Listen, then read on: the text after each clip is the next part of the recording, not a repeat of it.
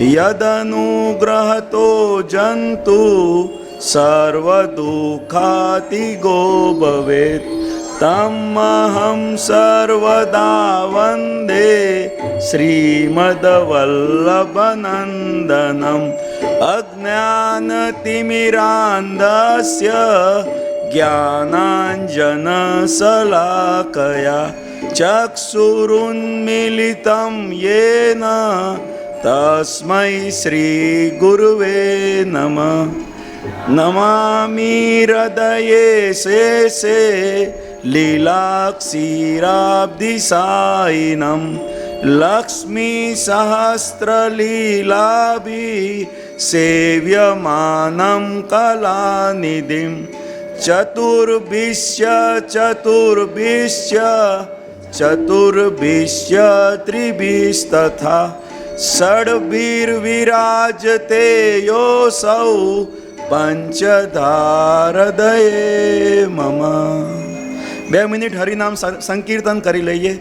રાધે ગોવિંદ રાધે ગોવિંદ રાધે ગોવિંદ ભજો રાધે ગોવિંદ રાધે ગોવિંદ રાધે રાધે ગોવિંદ રાધે રાધે ગોવિંદ રાધે રાધે ગોવિંદ રાધે રાધે ગોવિંદ રાધે રાધે ગોવિંદ રાધે રાધે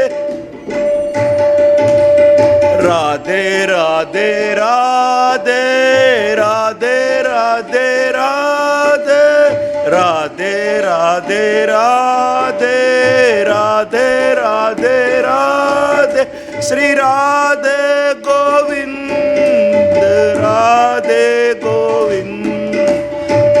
પાઠ કરેલો તે જેવી રીતના શાસ્ત્રીજીએ કીધું એ રીતના વલ્લભ પ્રભુને આપણા પર આશીર્વાદ હતા.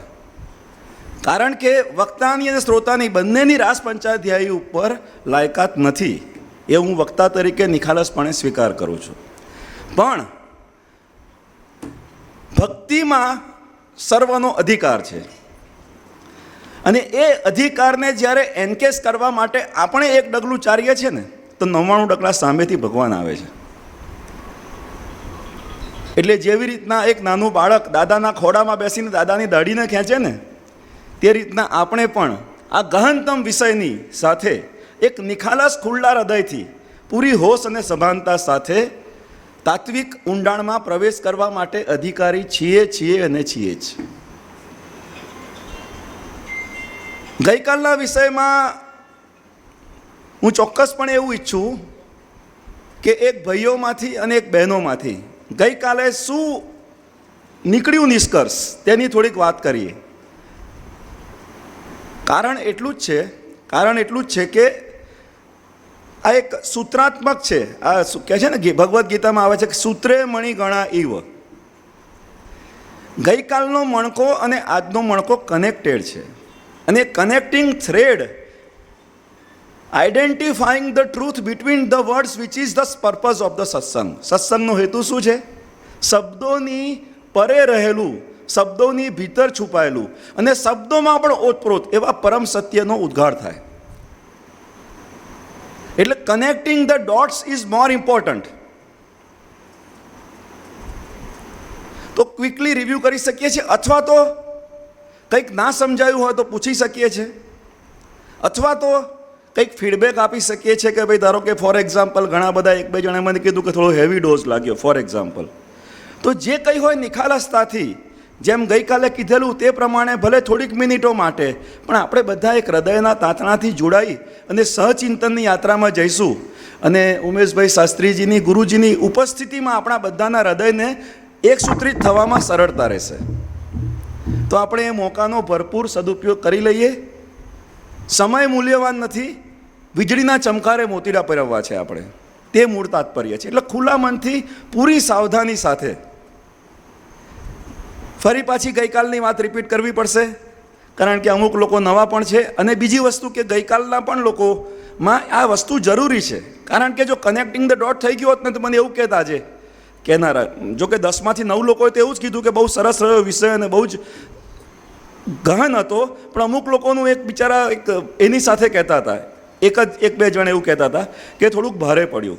એટલે ભારે પડ્યું તો પછી રિવિઝન એ જ એનો ઉપાય છે. કમળો થયો છે વ્યક્તિને, અને શેરડી એ વખતે, મને અનુભવ નથી પણ સાંભળેલી વાત છે કે શેરડી એ વખતે કહે છે કે કડવી લાગે છે. તો એનો ઉપાય એવું કહે છે, સાચું ખોટું ખબર નથી, ભગવાન જાણે, ઉદાહરણના આધારે જે દ્રષ્ટાંતના આધારે જે દ્રાષ્ટાંત જે છે તેને આપણે પકડીએ ખાલી. તો કહે છે કે તમે જેટલો વધારે ને વધારે શેરડીનો રસ લો ને તો એ ધીરે ધીરે મીઠો થઈ જશે. તેવી જ રીતના જે વિષય નથી સમજાતો તે વિષયને સમજવા માટે વારે વારે આપણે જ્યારે શ્રવણ મનન નિધિધ્યાસન કરીએ છીએ ને તો આપોઆપ પછી આપણને એ રસ્તો ખુલી જાય છે. જે નાનપણમાં આપણને ચાલતા પાપા પગલી કરતાં પણ નાકે દમ આવતો તો 10 વખત આપણે પડ્યા છે.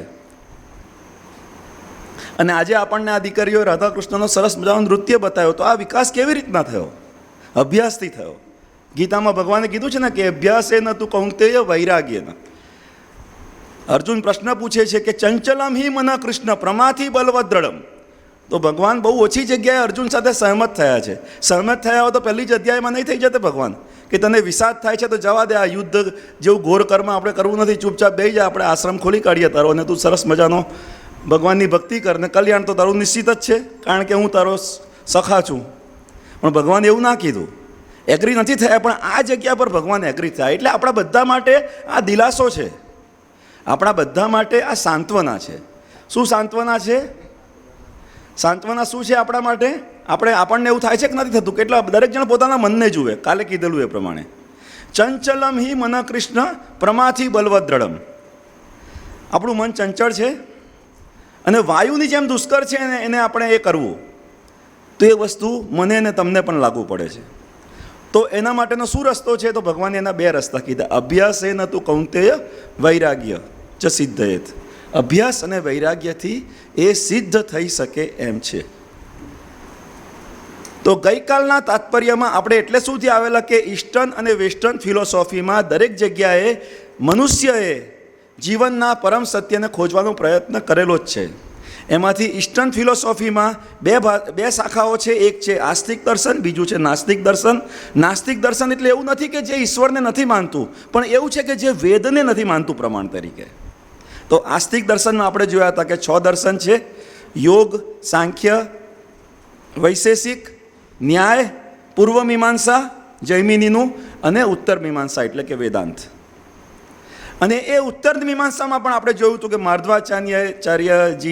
આચાર્યજીએ દ્વૈત દર્શન આપ્યું, રામાનુજાચાર્યજીએ વિશિષ્ટાદ્વૈત આપ્યું, શંકરાચાર્યજીએ કેવલ અદ્વૈત આપ્યું, અને નિંબાર્કાચાર્યજીએ પણ પોતાનું, પછી ચૈતન્ય મહાપ્રભુજીએ અચિંત્ય ભેદાભેદ, અને વલ્ભાચાર્ય મહાપ્રભુજીએ આપણને શુદ્ધાદ્વૈતનું દર્શન આપ્યું. તો ગઈકાલના પૂરા સંવાદનો નિષ્કર્ષ એટલો જ છે કે જીવ જગત અને ઈશ્વરના સ્વરૂપ વિશેનું જે પરમ સત્ય છે એ મારા હૃદયને 2 વસ્તુ છે. મારા હૃદયને એ શુદ્ધાદ્વૈત સ્વરૂપનું દેખાય છે. શુદ્ધાદ્વૈત દર્શન શું છે એની આપણે કાલે ચર્ચા નથી કરી, ખાલી એ શબ્દ મૂકીને આપણું સેશન પૂરું થઈ ગયું હતું. તો આજે આપણે શરૂ ક્યાંથી કરવાના છે? શુદ્ધાદ્વૈત દર્શન શું છે, નંબર 1. નંબર 2, ભાગવતમાં, કારણ કે રાસ પંચાધ્યાયીમાં પ્રવેશ કરવા માટે પહેલાં ભાગવતનું ઓવરવ્યૂ બહુ જલ્દી લઈ લઈશું આપણે. દસમ સ્કંધનું ઓવરવ્યૂ લઈશું, અને એમાં પ્લેસમેન્ટ ક્યાં છે આ રાસ પંચાધ્યાયનું તે આપણે જોઈ લઈશું. એની કથા સંક્ષિપ્તમાં લેવાશે તો લઈશું, નહીંતર પછી આપણે આ જે બહેનો પધાર્યા છે એનો નૃત્યનો રાસનો પણ લાભ લઈ શકીએ એમ છે. એ આપણે આગળ જોઈએ, પણ પહેલાં આપણે શુદ્ધાદ્વૈત દર્શન શું છે તેની વાત થોડીક કરી લઈએ. તો એના પહેલાં, કારણ કે આ અદ્વૈતની વાત છે ને, ગઈકાલે જ હું જોતો હતો ત્યાં વિડીયો યુટ્યુબ ઉપર, તો એકાત્મ કરીને કંઈક આઈ થિંક ઉજ્જૈનમાં કે કશેક ઓમકારેશ્વરની આજુબાજુમાં નિર્માણ કર્યું છે. એકાત્મ કંઈક આદિ શંકરાચાર્યજીનું સ્ટેચ્યુ નિર્માણ કર્યું છે, અને ત્યાં એ લોકોએ અદ્વૈત વેદાંત ઉપર કોન્ફરન્સ કરી હતી. અને એમાં શ્યામ મનોહર બાવાશ્રીએ પ્રી અને પોસ્ટ શંકરાચાર્યને એમાં જે અદ્વૈતમાં ડેવલપમેન્ટ શું થયા છે એના ઉપર એમનું એક 44 મિનિટનું વક્તવ્ય યુટ્યુબ પર મને ગઈકાલે જોવા મળ્યું. તો અદ્વૈત શબ્દ ત્યાં પણ આવે છે, કેવલ અદ્વૈત અને શુદ્ધ અદ્વૈત. મહાપ્રભુજીનું એક નામ છે ને, માયાવાદ નિરાકર્તા સર્વવાદી નિરાસ્કૃત. માયાવાદ અને બ્રહ્મવાદ બેની વચ્ચેનો ફરક થોડોક સ્પષ્ટ રીતે. હવે એક બીજો પણ એક પ્રશ્ન આવેલો, એક બહુ પ્રખર વૈષ્ણવ, પાછળ નામ ભૂલી ગયો, કદાચ ગિરીશભાઈ નામ છે, તો આપ મને કહેતા હતા કે ગઈકાલના એમાં, કારણ કે એમની ભક્તિ પૂરી પુષ્ટ થઈ ગયેલી છે, તો એમણે મને પ્રશ્ન પૂછ્યો કે આ બધું ગઈકાલના એનું શું નિષ્કર્ષ છે, શું કરવા આપણે સ્થાપિત શું કરવા માગીએ છીએ. ત્યારે મારે એમને કહેવું પડ્યું કે જો પ્રભુમાં દ્રઢ નિષ્ઠા થઈ ગયેલી છે તો આ બધાની કંઈ જરૂર નથી. ભગવાનનું નામ જ કાફી છે. ભગવાનનું નામ, રૂપ, ગુણ, ધામ અને લીલા એ બધું ભગવત સ્વરૂપ જ છે. તો ત્યાં જો અનુસંધાન થાય છે તો આ બધા વિદ્વતાની કોઈ જરૂર નથી.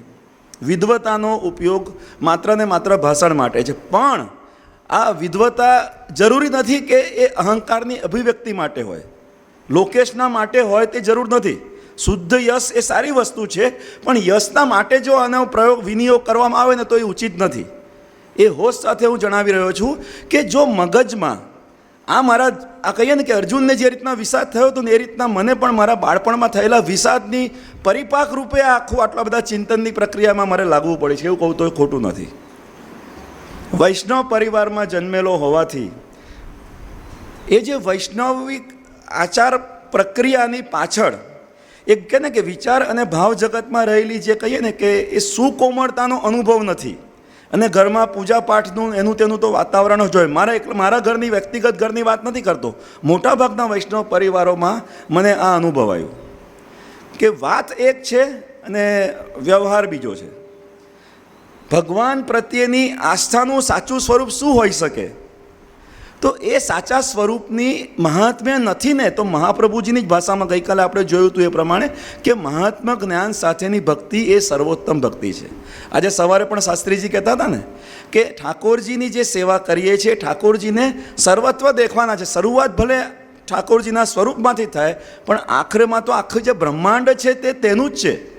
ભાગવતનું મંગલાચરણ જ આવે છે ને કે સચ્ચિદાનંદ રૂપાય વિશ્વોત્પત્તિ આદિ હેતવે. ઉત્પત્તિ, સ્થિતિ અને લયના એ કારણરૂપ છે.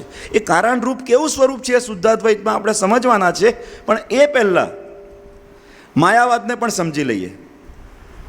માયાવાદ અને બ્રહ્મવાદ એની વચ્ચે એટલો મોટો ઝઘડો નથી, બહુ સાચી વાત ફ્રેન્કલી કહું તો વાત ક્યાં છે? ચલો એ પહેલાં હું થોડોક ફરી પાછો વિષય બદલું છું. અને કાલે જ મેં કીધેલું કે હું જાણી જોઈને છે ને બધાના એટેન્શનને પૂરેપૂરા વિષય વસ્તુ પર રાખવા માટે ટોપિક બદલતો રહીશ. અને એ મહાપ્રભુજી આપેલી ટેકનિક છે. ગઈકાલે આપણે જોયું હતું ને, મેં પેલા હરિભાઈ કોઠારીને એક્ઝામ્પલ આપીને કીધેલું કે પુષ્ટિ સંપ્રદાયની આ વિલક્ષણતા છે કે ઠાકોરજીના વાઘા બદલાય છે, નિત્ય સેવા, સ્વરૂપ, કીર્તન, ભોગ આ બધું બદલાવાને કારણે શું થાય છે? આપણું મન જે ભાગતું છે ને, જે ભગવાને અર્જુનને કીધેલું કે બરોબર છે કે ચંચલમ છે મન, એ મનને, ચંચળ મનને સ્થિર કરવાનો રસ્તો એ ભગવાને એમાં બતાવ્યો છે. અને એમાં જીવોના પણ કેટેગરાઇઝેશન છે. એક પ્રિસાઇઝલી 4 કેટેગરાઇઝેશન છે. એ મંગલાચરણમાં આપણે છેલ્લામાં જોયું, એના ઉપર આપણે આવવાના છે, પણ એમાં ભાગવતમાં પ્રવેશ થઈ જશે. એટલે પહેલાં મેં માયાવાદ ને બ્રહ્મવાદની આપણે વાત કરી લઈએ. તો આદિ શંકરાચાર્યનો જે કેવલ અદ્વૈતનો સિદ્ધાંત છે એની ગઈકાલે મેં વાત કરેલી ને કે સાધન ચતુષ્ટયની વાત કરેલી, અને એના પછી સાધના પદ્ધતિની વાત કરેલી. સાધન ચતુષ્ટય કયું હતું યાદ છે કોઈને? વિવેક, વૈરાગ્ય, પછી સળ સંપત્તિ, સમદમ, ઉપરતિ, તિતિક્ષા, શ્રદ્ધા, સમાધાન અને ચોથું મુમુક્ષા. આ સાધનથી સંપન્ન શિષ્ય જ્યારે શ્રોત્રિય બ્રહ્મનિષ્ઠ સદગુરુના સાનિધ્યમાં જાય છે ત્યારે એ વેદાંત વાક્યોનું કહીએ ને કે દોહન રૂપી અહમ બ્રહ્માસ્મિ તત્વમસી અયમ આત્મા બ્રહ્મ પ્રજ્ઞાનમ બ્રહ્મનું એ કહીએ છીએ કે કેવી રીતના જીવ અને બ્રહ્મનું ઐક્ય છે એનું પ્રતિપાદન સદગુરુ શિષ્યને કરે છે. તો એ શ્રવણ કરે છે પહેલાં તો. પણ કોઈ મને કહે કે તત્વમસી કે હું બોલું કે અહમ બ્રહ્માસ્મિ, તો ડઝ ઇટ શૂટ? આપણને લાગે છે કે મારી અંદર એ છે જે સૃષ્ટિના સંચાલન કરતા છે, એ જ હું છું એવો અનુભવ આપણને થાય છે. તો કયા સંદર્ભમાં શંકરાચાર્યજીએ કીધું? શું કીધું? બ્રહ્મ સત્ય જગત મિથ્યા જીવો બ્રહ્મૈવ ના પર, જીવ જગત ઈશ્વરના સ્વરૂપની વાત કરી દીધી. તો સંક્ષિપ્તમાં કહું 1-2 મિનિટમાં, તો એમાં એવું છે કે રજ્જુમાં સર્પની જેમ એમાં કે છે. જગત કેવું છે? જગત તમને આછું પતરું અજવાળું છે. ધારો કે સાંજ પડી ગઈ છે, આપણે જઈએ છીએ ત્યાં આગળ ગૌશાળા પાસેથી પસાર થઈએ છીએ અને એક દોરડી પડેલી છે, એક વાછરડાને બાંધવા માટે વપરાયેલી દોરડી તૂટી ગઈ તો ત્યાં પડેલી છે. અને મને લાગ્યું કે જો આગળ પેલી ફેણ છે, કંઈક હાલતું લાગે છે, પવનને લીધે થોડું હાલે, તો મને ત્યાં સાપનો ભય લાગ્યો. એ રજ્જુમાં મને સર્પની ભ્રાંતિ થઈ. એ ભ્રાંતિને કારણે શું થશે? હું થરથર કાંપવા માંડીશ, ગભરાઈ જઈશ, ધ્રુજી જઈશ. બરાબર છે? તો એનો ઉપાય શું? એ સર્પને ભગાડવાનો ઉપાય શું? સર્પને ભગાડવાનો ઉપાય કશો જ નથી, કારણ કે સર્પ જ મિથ્યા છે.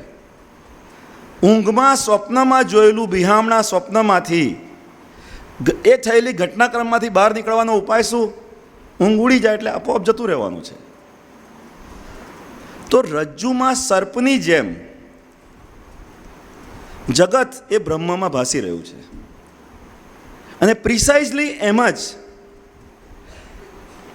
વલ્ભાચાર્ય મહાપ્રભુજી શુદ્ધાદ્વૈતના દર્શનમાં શું કહે છે કે બ્રહ્મ સત્ય છે ને તો જગત પણ સત્ય છે.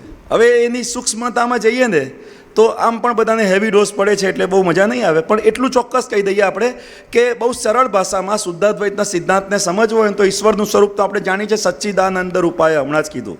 તો ઈશ્વર શું છે? સત છે, ચિત્ત છે અને આનંદ છે. એટલે એવું નથી કે ત્રણ અલગ અલગ છે, એક જ ના 3 એટ્રીબ્યુટ છે. પ્રિઝમના 3 પાસા હોય ને એ તે રીતના છે. સચ્ચિદાનંદ સ્વરૂપ ઈશ્વર છે. તો શું જીવ એ સચ્ચિદાનંદ નથી? શું જગત એ સચ્ચિદાનંદ નથી?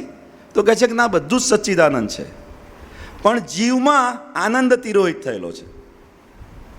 અને જગતમાં સત એકલું જ છે, ચિત્ત અને આનંદ બંને તિરોહિત થયેલા છે. કેવલ અદ્વૈતમાં વિવર્તવાદની વાત છે, અહીંયા બ્રહ્મવાદની વાત છે. એટલે કે કહેવા, અને આ દર્શન સૂક્ષ્મતાથી જોઈએ ને તો એવું કહી શકાય આપણે કે ઇવન જે શંકરાચાર્ય પરંપરામાં પણ કાશ્મીર શૈવિઝમ છે ને, એમાં પ્રત્યભિજ્ઞા હૃદયમ વગેરે ગ્રંથોમાં પ્રિસાઇઝલી આવી જ વાત છે ને. આવું હું નથી કહેતો, ગઈકાલે પણ મેં વાત કરેલી. ગોવર્ધન પીઠના શંકરાચાર્ય નિશ્ચલાનંદ સરસ્વતીને 1-to-1 મેં પ્રશ્ન પૂછેલો, ત્યારે એમણે કીધું કે સિદ્ધાંત, દાર્શનિક સિદ્ધાંત કાશ્મીર શૈવિઝમનો અને પુષ્ટિ માર્ગનો આ જે શુદ્ધાદ્વૈતનો છે એક જ છે. તો ત્યાં પણ જગતને સત્ય તરીકે સ્પંદ કારિકા, શિવસૂત્ર, વિજ્ઞાન ભૈરવ વગેરેમાં આનું જ વિશદ વિવેચન કરવામાં આવ્યું છે. એનીવે આપણો એ વિષય નથી, પણ આ બધાની કેમ વાત કરીએ? આપણે હવે સીધા ભાગવત પર આવી જઈએ. તો પહેલાં આપણે ગઈકાલે વાત કરેલી એ સિદ્ધાંતને ફરી પાછા જોઈએ. આપણે ત્રીજા પુરુષમાં બીજા પુરુષને પહેલા પુરુષની વાત કરેલી, બરાબર છે? ત્રીજા પુરુષમાં ઈશ્વરને જોવો, બીજા પુરુષમાં એટલે કે ગુરુમાં, ગુરુજનોમાં આપણને ઈશ્વરીય તત્વના અહેસાસ થાય. અને મારા ભીતર જ જ્યારે નિરોધ સિદ્ધ થાય, 10મા સ્કંદનું જે તાત્પર્ય છે, તો મારી અંદર જ એ દિવ્યતાના ચેતનાના અનુભવો થાય. તો ધીરે ધીરે it is migrating from 3rd person to the 2nd person and 2nd person to the 1st person. This is precisely what is the sadhana. સાધના શું છે? ત્રીજા પુરુષ તરીકે આપણે જે દિવ્યતાને ઈશ્વરને જોઈએ છે ને, ભગવદ્ ગીતાનો 10મો અધ્યાય વિભૂતિ યોગ, એ શું છે? પ્રિસાઇઝલી ભગવાનને ત્રીજા પુરુષમાંથી બીજા પુરુષમાં લાવવાની વાત છે. ભગવાને કીધું ને આખરીમાં 10મા અધ્યાયમાં છેલ્લે કે અથવા ઇન બાતો સે અર્જુન લાભ ક્યાં તુજે. જ્યાં જ્યાં જે શ્રેષ્ઠ છે ને એ બધું ઈશ્વર જ છે. ઉપનિષદોમાં પણ છે જ વારે વારે ઉદ્ઘોષ. ઈશાવાસ્ય ઉપનિષદમાં કહે છે કે ઈશાવાસ્યમ ઇદમ સર્વમ યત કિંચિત જગત્યામ જગત તેન ત્યક્તેન ભૃજિતા ભુંજિતા મા ગૃદક અસ્ય સ્વિધનમ. નરસિંહ મહેતાજીએ પણ લલકાર્યું, અખિલ બ્રહ્માંડમાં એક તું શ્રી હરિ, જુજવે રૂપે અનંત ભાસે.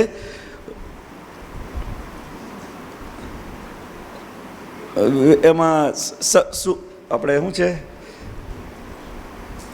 શૂન્યમાં, ચલો એનીવે, એટલે વિષય આપણો મૂળ શું છે કે ભગવાનનું જે સ્વરૂપ છે એ સર્વવ્યાપક છે. હવે આ વસ્તુ આપણને સમજાય ને આ રીતના જોઈને જ્યારે ઠાકોરજીની સેવામાં આપણે ઇન્વોલ્વ થઈએ છીએ ને, ચાહે સેવા કેવી રીતના થઈ શકે? આપણે પંચમહાભૂત શબ્દ સાંભળેલો છે બધાએ. કયા કયા ભૂત છે? આપણે રાસ પંચાધ્યાયી છે, તો એની પાછળ 5ની પાછળ વિજ્ઞાન છે. આપણા પ્રાણ 5 છે. તો 5 તત્વો કયા કયા, શરીર કયા કયા તત્વોનું બનેલું છે? તો વિજ્ઞાનની ભાષામાં કહું, ચલો આપણે ગોખવાની જરૂર નથી. આપણને 3 પદાર્થના સ્વરૂપ માલુમ છે ને, સોલિડ છે, લિક્વિડ છે ને ગેસ છે. એટલે સોલિડ, લિક્વિડ, ગેસ તો સમજાઈ ગયું ને. એ સોલિડમાંથી લિક્વિડ ને લિક્વિડમાંથી ગેસ શેમાંથી બને? શેનાથી બને? એના માટે અગ્નિ જોઈએ. અને આ બધું શેમાં એન્કમ્પાસ થયેલું છે? આકાશમાં. પૃથ્વી, જળ, અગ્નિ, વાયુ ને આકાશ, આ 5 તત્વોની આ સૃષ્ટિ બનેલી છે. બરોબર છે? એ 5 તત્વોના નિરોધ માટે રાસ પંચાધ્યાયી છે. અને શુદ્ધાદ્વૈતની જે આપણે વાત કરી, શુદ્ધાદ્વૈતમાં શું મૂળ મુદ્દો લીધો આપણે? કે બ્રહ્મ સત્ય છે તો જગત પણ સત્ય છે. અને એ સત્યતાની અનુભૂતિની પ્રક્રિયા, ગઈકાલે આપણે આ પણ વિષય જોયો હતો કે જીવોની વેરાયટી છે. આપણે બ્રોડલી 4 કેટેગરાઇઝમાં આપણે પર્પઝ ઓફ એજ્યુકેશનના માધ્યમથી પણ એને સમજેલા અને ગુરજીફના 4th વેના માધ્યમથી પણ સમજેલા. અને એ જે 4 કેટેગરાઇઝેશન આપણે જીવોની કરીએ તો કઈ કઈ થાય પ્રિસાઇઝલી? કઈ 4 કેટેગરી થાય? તામસ જીવ, રાજસ, સાત્વિક અને નિર્ગુણ. બરોબર છે? તો એને આપણે કયા કયા ડોમેન કીધેલા એજ્યુકેશનની ભાષામાં? ઇન્સ્ટિંક્ટિવ, સાયકોમોટર, એફેક્ટિવ અને કોગ્નિટિવ. એના માટે કયા કયા રસ્તાઓ છે? કર્મ માર્ગ, ભક્તિ માર્ગ ને યોગ માર્ગ. ઇન્સ્ટિંક્ટિવ માટે કશું કરવાની જરૂર નથી, આપણે ઇનબિલ્ટ શીખીને જ આવ્યા છે. આહાર, નિંદ્રા, મૈથુન અને ભય માટે કોઈ ટ્રેનિંગની જરૂર નથી. તો શિક્ષણ કાર્ય કરે છે 3 જ ડોમેનમાં: હાર્ટ, હેડ અને હેન્ડ. જ્ઞાન, કર્મ અને ભક્તિ. એટલે આધ્યાત્મિક વિકાસ માટે પણ આ 3 જ રસ્તાઓ છે. એમાંથી કર્મનો રસ્તો છે ને, કર્મ માર્ગ, એનાથી માત્ર ને માત્ર અંતઃકરણ શુદ્ધિ થાય છે. અને ભક્તિ માર્ગ અને જ્ઞાન માર્ગમાં શું ફરક છે? જ્ઞાન માર્ગ છે હેડથી હાર્ટ તરફનો રસ્તો, અને ભક્તિ માર્ગ છે હાર્ટથી હેડ તરફનો રસ્તો. એટલે કે હૃદયની શુદ્ધિકરણના માધ્યમથી બુદ્ધિમાં સૂક્ષ્મતા આવે તે ભક્તિ માર્ગ છે, અને બુદ્ધિની સૂક્ષ્મતાના માધ્યમથી હૃદયમાં વિશાળતા આવે એ જ્ઞાન માર્ગ છે. અને ગુરુજી 4th વેમાં કહે છે કે એ you can do combination of that. એને 4th વે એમને કીધો. ચોથો રસ્તો એવો હોઈ શકે કે જ્યાં જે મોકો મળે, જ્યારે કંઈક નિષ્કામ સેવાનો મોકો મળે તો કર્મયોગ પણ અપનાવી લેવો. જ્યારે કંઈક આવો સરસ મજાનું ભક્તિનું માહોલ મળે ત્યારે ભાવ જગતને પણ ખીલવા દેવું. જ્યારે આવું કંઈક મારા જેવો કોઈક આવીને કંઈક આવું જરા ફેંકી કરતો હોય તો જરા બુદ્ધિને પણ કસરત આપી દેવી. આ બધાના કોમ્બિનેશનથી આપણા પ્રોગ્રેસની એક ઓપ્ટિમમ ટ્રેજેક્ટરી બની શકે તેમ છે. તો ગંતવ્ય શું છે આપણું? ગંતવ્ય એ જ છે કે જે આપણે છીએ તે પરિપૂર્ણ છીએ. પૂર્ણમદ પૂર્ણમિદં પૂર્ણાત પૂર્ણમુદચ્યતે પૂર્ણસ્ય પૂર્ણમાદાય પૂર્ણમેવાવશિષ્યતે અધ્યારોપવાદાભ્યામ નિષ્પ્રપંચમ પ્રપંચ્યતે. આ બધી વાતોનું તાત્પર્ય એ જ છે કે આપણે જે છે તે સહજ થઈને રહીએ. જે કંઈ વાયરસો છે એને એન્ટીવાયરસ ચલાવવા માટે આ બધી ચર્ચાઓ છે. બરાબર છે? તો સમજાય તો એ સારી વાત છે, ના સમજાય તો વધારે સારી વાત છે. કુલ મિલાકર કે હળવા ફૂલ થઈને આ શબ્દોના સ્પંદનોનો આનંદ લઈએ આપણે બધા. હવે આપણે ભાગવતમાં પ્રવેશ કરીએ છીએ. તો મેં જે કીધું કે ત્રીજા પુરુષની વાત છે, 3rd પર્સનની વાત. તો ત્રીજા પુરુષનું જે જ્ઞાન છે ને તે ભગવદ્ ગીતાના 11 અધ્યાયમાં વિશ્વરૂપ દર્શનમાં છે આપણને. એટલે ઓવરઓલ આપણે કહીએ ને કે ભગવદ્ ગીતા, આઈ કેન સે કે it is a graduate level program. બહુ જબરજસ્ત છે. આ વિષય પકડવા જેવો છે, મજેદાર આવશે, મજા આવશે. આપણે ભણતા હોઈએ તો એક ગ્રેજ્યુએશનની એક લેવલ આવે, પછી પોસ્ટ ગ્રેજ્યુએશન આવે ને પછી ડોક્ટરેટ આવે, અને પછી we are life long researcher. અધ્યાત્મની અંતરયાત્રામાં પણ આ જ વસ્તુ છે. ભગવદ્ ગીતાનું જ્ઞાન એના વિવેચન સાથે યથોચિત સમજીને જ્ઞાન, કર્મ, ભક્તિ, યોગ, રાજયોગ બધા જ પ્રકારના સાધના પ્રક્રિયાઓને એપ્લાય કરવાની પ્રક્રિયા એ ગ્રેજ્યુએટ લેવલની પ્રક્રિયા છે. ભાગવત મહાપુરાણ આપને શું લાગે છે? એ પ્રાઇમરી સેકન્ડરી લેવલનું છે કે કયા લેવલનું છે? ભાગવત એ સમાધિ ભાષા છે, શાસ્ત્રીજીએ કીધેલું છે. તો એ કયા, એના કરતાં ગીતા કરતાં ઉતરતું છે કે ચડતું છે? શું લાગે છે આપને? ભગવદ્ ગીતામાં એક જગ્યાએ આવે છે ને કે સર્વ ધર્માન પરિત્યજ્ય મામેકમ શરણમ વ્રજ અહમ ત્વામ સર્વ પાપેભ્યો મોક્ષયિષ્યામિ મા શુચ. તો એ જે વાત છે ને તેના માટે આપણી અંદરની જે પ્રક્રિયા છે ભગવદીઓનું અને ભગવાનનું 16 કળા સંપન્ન ભગવાન શ્રી કૃષ્ણના જીવનના લીલા પ્રસંગોનું જેમાં વર્ણન છે તે ભાગવત એટલે કે બીજા પર્સનમાં લઈ આવે આપણે. તો that is something which is the second person. અને આપણે કહીએ કે આપણે ધારો કે અમુક વૈષ્ણવોને જોતા હોઈશું ને કે ભાઈ 84-252ની વાર્તાઓ વાંચે, કે વલ્લભ સાખી હોય કે કોઈક વલ્લભાચાર્ય ગુરુજીની વાત છે. ધારો કે આશ્રયપદના એક અર્થ એવો પણ થાય છે કે સુર કહા કરે દ્વિવિધ આંધળો, એટલે કે શું છે કે જે ગુરુને અને ઈશ્વરને અલગ જુએ છે ને તે આંધળો છે. તો જ્યારે ગુરુમાં દેખાય છે ને ત્યારે થર્ડ પર્સનમાંથી સેકન્ડ પર્સનમાં આવી જાય છે. ઈશ્વરમાંથી ગુરુમાં લાવવાની પ્રક્રિયાનું કનેક્શન શેનાથી બને છે? તો આપણે કીધું ને 5 તત્વ છે. એ 5 તત્વને ટેપ કરવા માટે આપણે 5 દિશાઓમાંથી પ્રયત્ન કરવા પડશે. એ 5 દિશાઓ કયા છે? વદદભીરેવ સતતમ શ્રી કૃષ્ણ શરણમમ, નામ સ્મરણ છે. પછી સેવાના માધ્યમથી બીજું બધું જ થઈ જાય છે. આપણે કીધું નામ, રૂપ, ગુણ, ધામ અને લીલા. આ જે શ્રવણના માધ્યમથી આપણી અંદર એ ભગવદ લીલાનું સ્મરણ થાય છે. તો આ 5ના માધ્યમથી જે કનેક્ટિવિટીની જે પ્રોસેસ છે ને તેમાં હવે આપણે ભાગવત મહાપુરાણમાં પ્રવેશ કરી લીધો. તો ભગવદ્ ગીતાનો તાત્પર્ય છે ધર્મ, અર્થ, કામ અને મોક્ષ. જ્યારે ભાગવત મહાપુરાણ, કેમ મેં એના કરતાં ઉપરની વાત કરી? ભગવદ્ ગીતા અંડર ગ્રેજ્યુએટ છે, ભાગવત પોસ્ટ ગ્રેજ્યુએટ છે. કેમ? કારણ કે ત્યાં જેણે આ 4ને પહેલા સ્કંદમાં આવે છે આ વિષય, કે જેણે આ 4ને અતિક્રમવું છે ને તે જ ભાગવતમાં પ્રવેશવાનો અધિકારી છે. તો એ ભાગવત મહાપુરાણમાં 12 સ્કંદ છે, આપણે બધા જાણીએ છીએ. હવે સીધો વિષય પર આવું છું. એમાંના 10મા સ્કંદનું આ મંગલાચરણમાં ઉલ્લેખ છે. તો આપણે કીધું 4 પ્રકારના જીવો છે: તામસ, રાજસ, સાત્વિક અને નિર્ગુણ. એમાંથી કયા પ્રકારના, એક પ્રશ્ન છે, ચલો, કયા પ્રકારના ભક્તો માટે આ રાસ પંચાધ્યાયીનો પ્રસંગ છે? ચલો, આ પહેલાંનો અર્થ ખબર છે આપણને. મહાપ્રભુજીએ 10મા સ્કંદના 90 અધ્યાયને પ્રકરણોમાં વિભાજિત કર્યા છે. 5 કે 6 એક્ઝેક્ટલી હમણાં ચર્ચામાં આવશે એટલે કહીશ. તો સૌથી પહેલાં 4 અધ્યાય છે તેને જન્મ પ્રકરણ કહે છે. પછી પ્રમાણ, પ્રમેય, સાધન અને ફળ. દરેકમાં ધર્મ અને ધર્મી, ધર્મ 6 છે અને ધર્મી પોતે ઈશ્વર.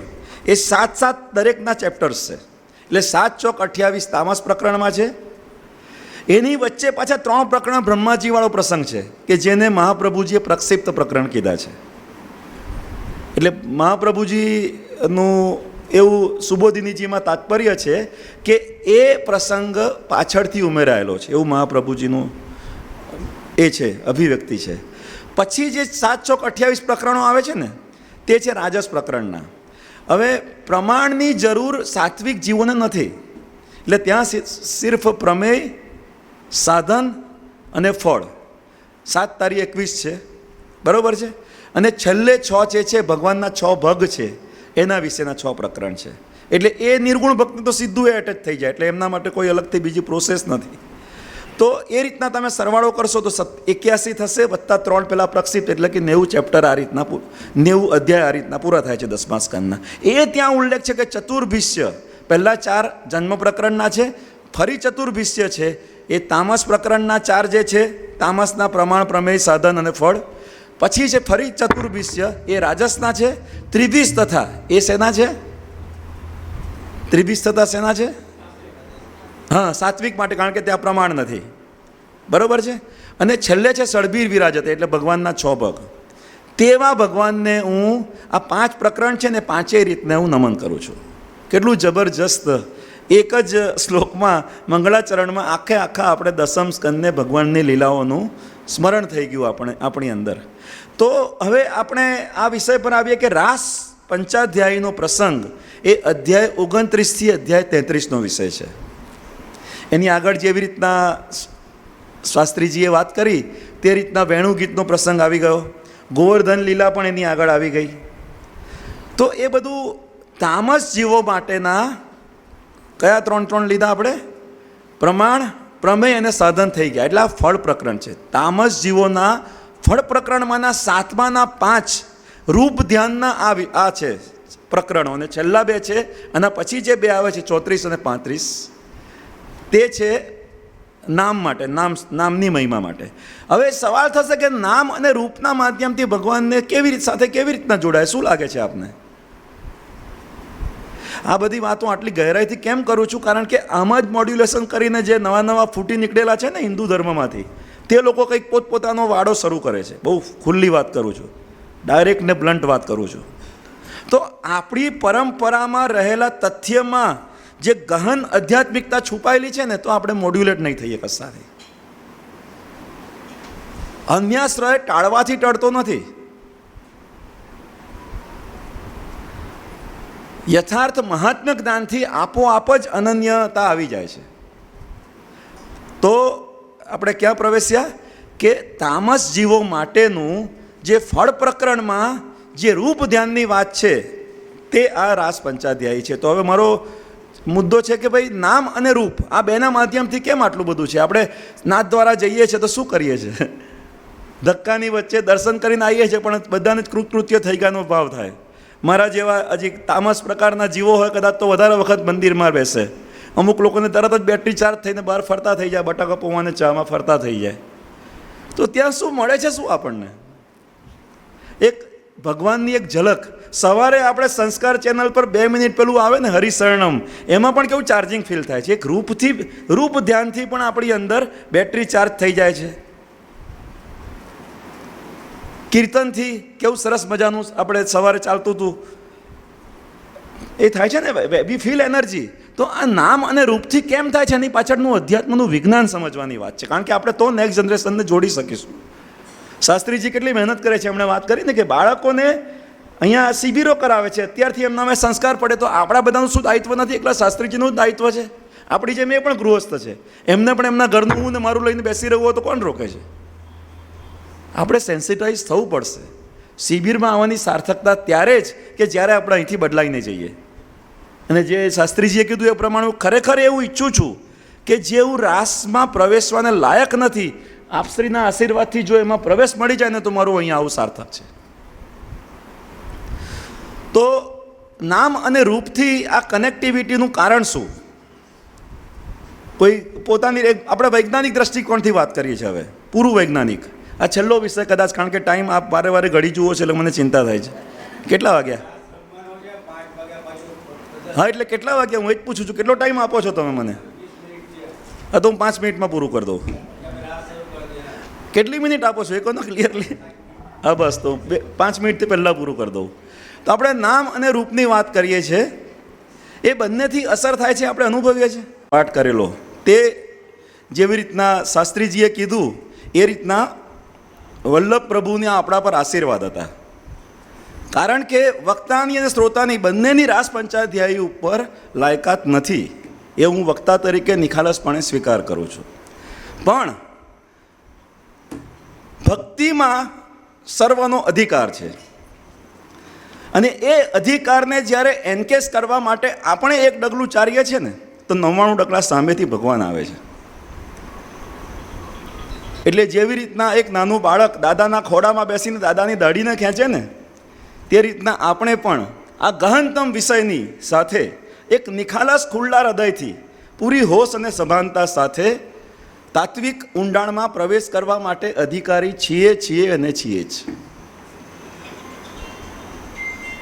ગઈકાલના વિષયમાં હું ચોક્કસપણે એવું ઈચ્છું કે એક ભાઈઓમાંથી અને એક બહેનોમાંથી ગઈકાલે શું નીકળ્યું નિષ્કર્ષ તેની થોડીક વાત કરીએ. કારણ એટલું જ છે કે આ એક સૂત્રાત્મક છે. આ કહે છે ને ભગવદ્ ગીતામાં આવે છે કે સૂત્રે મણિગણા ઇવ. ગઈકાલનો મણકો અને આજનો મણકો કનેક્ટેડ છે, અને connecting thread identifying the truth between the words which is the purpose of the satsang. સત્સંગનો હેતુ શું છે? શબ્દોની પરે રહેલું, શબ્દોની ભીતર છુપાયેલું અને શબ્દોમાં પણ ઓતપ્રોત એવા પરમ સત્યનો ઉદ્ગાર થાય. એટલે connecting the dots is more important. તો ક્વિકલી રિવ્યૂ કરી શકીએ છીએ, અથવા તો કંઈક ના સમજાયું હોય તો પૂછી શકીએ છીએ, અથવા તો કંઈક ફીડબેક આપી શકીએ છીએ કે ભાઈ ધારો કે ફોર એક્ઝામ્પલ ઘણા બધા એક બે જણાએ મને કીધું કે થોડો હેવી ડોઝ લાગ્યો ફોર એક્ઝામ્પલ. તો જે કંઈ હોય નિખાલસતાથી જેમ ગઈકાલે કીધેલું તે પ્રમાણે ભલે થોડીક મિનિટો માટે પણ આપણે બધા એક હૃદયના તાંતણાથી જોડાઈ અને સહચિંતનની યાત્રામાં જઈશું. અને ઉમેશભાઈ શાસ્ત્રીજીની ગુરુજીની ઉપસ્થિતિમાં આપણા બધાના હૃદયને એકસૂત્રિત થવામાં સરળતા રહેશે. તો આપણે એ મોકાનો ભરપૂર સદુપયોગ કરી લઈએ. સમય મૂલ્યવાન નથી, વીજળીના ચમકારે મોતીડા પહેરવવા છે આપણે, તે મૂળ તાત્પર્ય છે. એટલે ખુલ્લા મનથી પૂરી સાવધાની સાથે ફરી પાછી ગઈકાલની વાત રિપીટ કરવી પડશે, કારણ કે અમુક લોકો નવા પણ છે. અને બીજી વસ્તુ કે ગઈકાલના પણ લોકોમાં આ વસ્તુ જરૂરી છે, કારણ કે જો કનેક્ટિંગ ધ ડોટ થઈ ગયો હોત ને તો મને એવું કહેતા આજે કહેનારા, જો કે 10માંથી 9 લોકોએ તો એવું જ કીધું કે બહુ સરસ રહ્યો વિષય અને બહુ જ ગહન હતો, પણ અમુક લોકોનું એક બિચારા એક એની સાથે કહેતા હતા, એક બે જણ એવું કહેતા હતા કે થોડુંક ભારે પડ્યું. એટલે ભારે પડ્યું તો પછી રિવિઝન એ જ એનો ઉપાય છે. કમળો થયો છે વ્યક્તિને, અને શેરડી એ વખતે, મને અનુભવ નથી પણ સાંભળેલી વાત છે કે શેરડી એ વખતે કહે છે કે કડવી લાગે છે. તો એનો ઉપાય એવું કહે છે, સાચું ખોટું ખબર નથી, ભગવાન જાણે, ઉદાહરણના આધારે જે દ્રષ્ટાંતના આધારે જે દ્રાષ્ટાંત જે છે તેને આપણે પકડીએ ખાલી. તો કહે છે કે તમે જેટલો વધારે ને વધારે શેરડીનો રસ લો ને તો એ ધીરે ધીરે મીઠો થઈ જશે. તેવી જ રીતના જે વિષય નથી સમજાતો તે વિષયને સમજવા માટે વારે વારે આપણે જ્યારે શ્રવણ મનન નિધિધ્યાસન કરીએ છીએ ને તો આપોઆપ પછી આપણને એ રસ્તો ખુલી જાય છે. જે નાનપણમાં આપણને ચાલતા પાપા પગલી કરતાં પણ નાકે દમ આવતો તો 10 વખત આપણે પડ્યા છે. અને આજે આપણને આ દીકરીઓ રાધાકૃષ્ણનો સરસ મજાનું નૃત્ય બતાવ્યો, તો આ વિકાસ કેવી રીતના થયો? અભ્યાસથી થયો. ગીતામાં ભગવાને કીધું છે ને કે અભ્યાસે ન તું કૌંતેય વૈરાગ્ય ન. અર્જુન પ્રશ્ન પૂછે છે કે ચંચલમ હિ મન કૃષ્ણ પ્રમાથી બલવદ્રડમ. તો ભગવાન બહુ ઓછી જગ્યાએ અર્જુન સાથે સહમત થયા છે. સહમત થયા હોય તો પહેલી જ અધ્યાયમાં નહીં થઈ જતે ભગવાન કે તને વિષાદ થાય છે તો જવા દે, આ યુદ્ધ જેવું ઘોર કર્મ આપણે કરવું નથી, ચૂપચાપ બેસી જાય, આપણે આશ્રમ ખોલી કાઢીએ તારો, અને તું સરસ મજાનો ભગવાનની ભક્તિ કર ને કલ્યાણ તો તારું નિશ્ચિત જ છે, કારણ કે હું તારો સખા છું. પણ ભગવાન એવું ના કીધું, એગ્રી નથી થયા. પણ આ જગ્યા પર ભગવાન એગ્રી થયા. એટલે આપણા બધા માટે આ દિલાસો છે, આપણા બધા માટે આ સાંત્વના છે. શું સાંત્વના છે? સાંત્વના શું છે આપણા માટે? આપણને એવું થાય છે કે નથી થતું? કેટલા દરેક જણ પોતાના મનને જુએ. કાલે કીધેલું એ પ્રમાણે ચંચલમ હિ મન કૃષ્ણ પ્રમાથી બલવદ્રડમ. આપણું મન ચંચળ છે અને વાયુની જેમ દુષ્કર છે, એને આપણે એ કરવું તો એ વસ્તુ મને અને તમને પણ લાગુ પડે છે. તો એના માટેનો શું રસ્તો છે? તો ભગવાને એના 2 રસ્તા કીધા. અભ્યાસ એ ન તું કૌંતેય વૈરાગ્ય ચ સિદ્ધયેત. અભ્યાસ અને વૈરાગ્યથી એ સિદ્ધ થઈ શકે એમ છે. તો ગઈકાલના તાત્પર્યમાં આપણે એટલે સુધી આવેલા કે ઈસ્ટર્ન અને વેસ્ટર્ન ફિલોસોફીમાં દરેક જગ્યાએ મનુષ્યએ જીવનના પરમ સત્યને ખોજવાનો પ્રયત્ન કરેલો જ છે. એમાંથી ઈસ્ટર્ન ફિલોસોફીમાં બે શાખાઓ છે. એક છે આસ્તિક દર્શન, બીજું છે નાસ્તિક દર્શન. નાસ્તિક દર્શન એટલે એવું નથી કે જે ઈશ્વરને નથી માનતું, પણ એવું છે કે જે વેદને નથી માનતું પ્રમાણ તરીકે. તો આસ્તિક દર્શનમાં આપણે જોયા હતા કે 6 દર્શન છે: યોગ, સાંખ્ય, વૈશેષિક, ન્યાય, પૂર્વ મીમાંસા જૈમિનીનું, અને ઉત્તર મીમાંસા એટલે કે વેદાંત. અને એ ઉત્તર મીમાંસામાં પણ આપણે જોયું હતું કે આચાર્યજીએ દ્વૈત દર્શન આપ્યું, રામાનુજાચાર્યજીએ વિશિષ્ટાદ્વૈત આપ્યું, શંકરાચાર્યજીએ કેવલ અદ્વૈત આપ્યું, અને નિંબાર્કાચાર્યજીએ પણ પોતાનું, પછી ચૈતન્ય મહાપ્રભુજીએ અચિંત્ય ભેદાભેદ, અને વલ્ભાચાર્ય મહાપ્રભુજીએ આપણને શુદ્ધાદ્વૈતનું દર્શન આપ્યું. તો ગઈકાલના પૂરા સંવાદનો નિષ્કર્ષ એટલો જ છે કે જીવ જગત અને ઈશ્વરના સ્વરૂપ વિશેનું જે પરમ સત્ય છે એ મારા હૃદયને 2 વસ્તુ છે. મારા હૃદયને એ શુદ્ધાદ્વૈત સ્વરૂપનું દેખાય છે. શુદ્ધાદ્વૈત દર્શન શું છે એની આપણે કાલે ચર્ચા નથી કરી, ખાલી એ શબ્દ મૂકીને આપણું સેશન પૂરું થઈ ગયું હતું. તો આજે આપણે શરૂ ક્યાંથી કરવાના છે?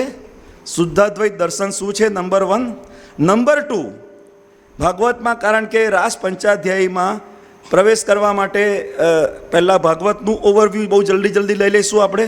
10મ સ્કંધનું ઓવરવ્યૂ લઈશું, અને એમાં પ્લેસમેન્ટ ક્યાં છે આ રાસ પંચાધ્યાયનું તે આપણે જોઈ લઈશું. એની કથા સંક્ષિપ્તમાં લેવાશે તો લઈશું, નહીંતર પછી આપણે આ જે બહેનો પધાર્યા છે એનો નૃત્યનો રાસનો પણ લાભ લઈ શકીએ એમ છે. એ આપણે આગળ જોઈએ, પણ પહેલાં આપણે શુદ્ધાદ્વૈત દર્શન શું છે તેની વાત થોડીક કરી લઈએ.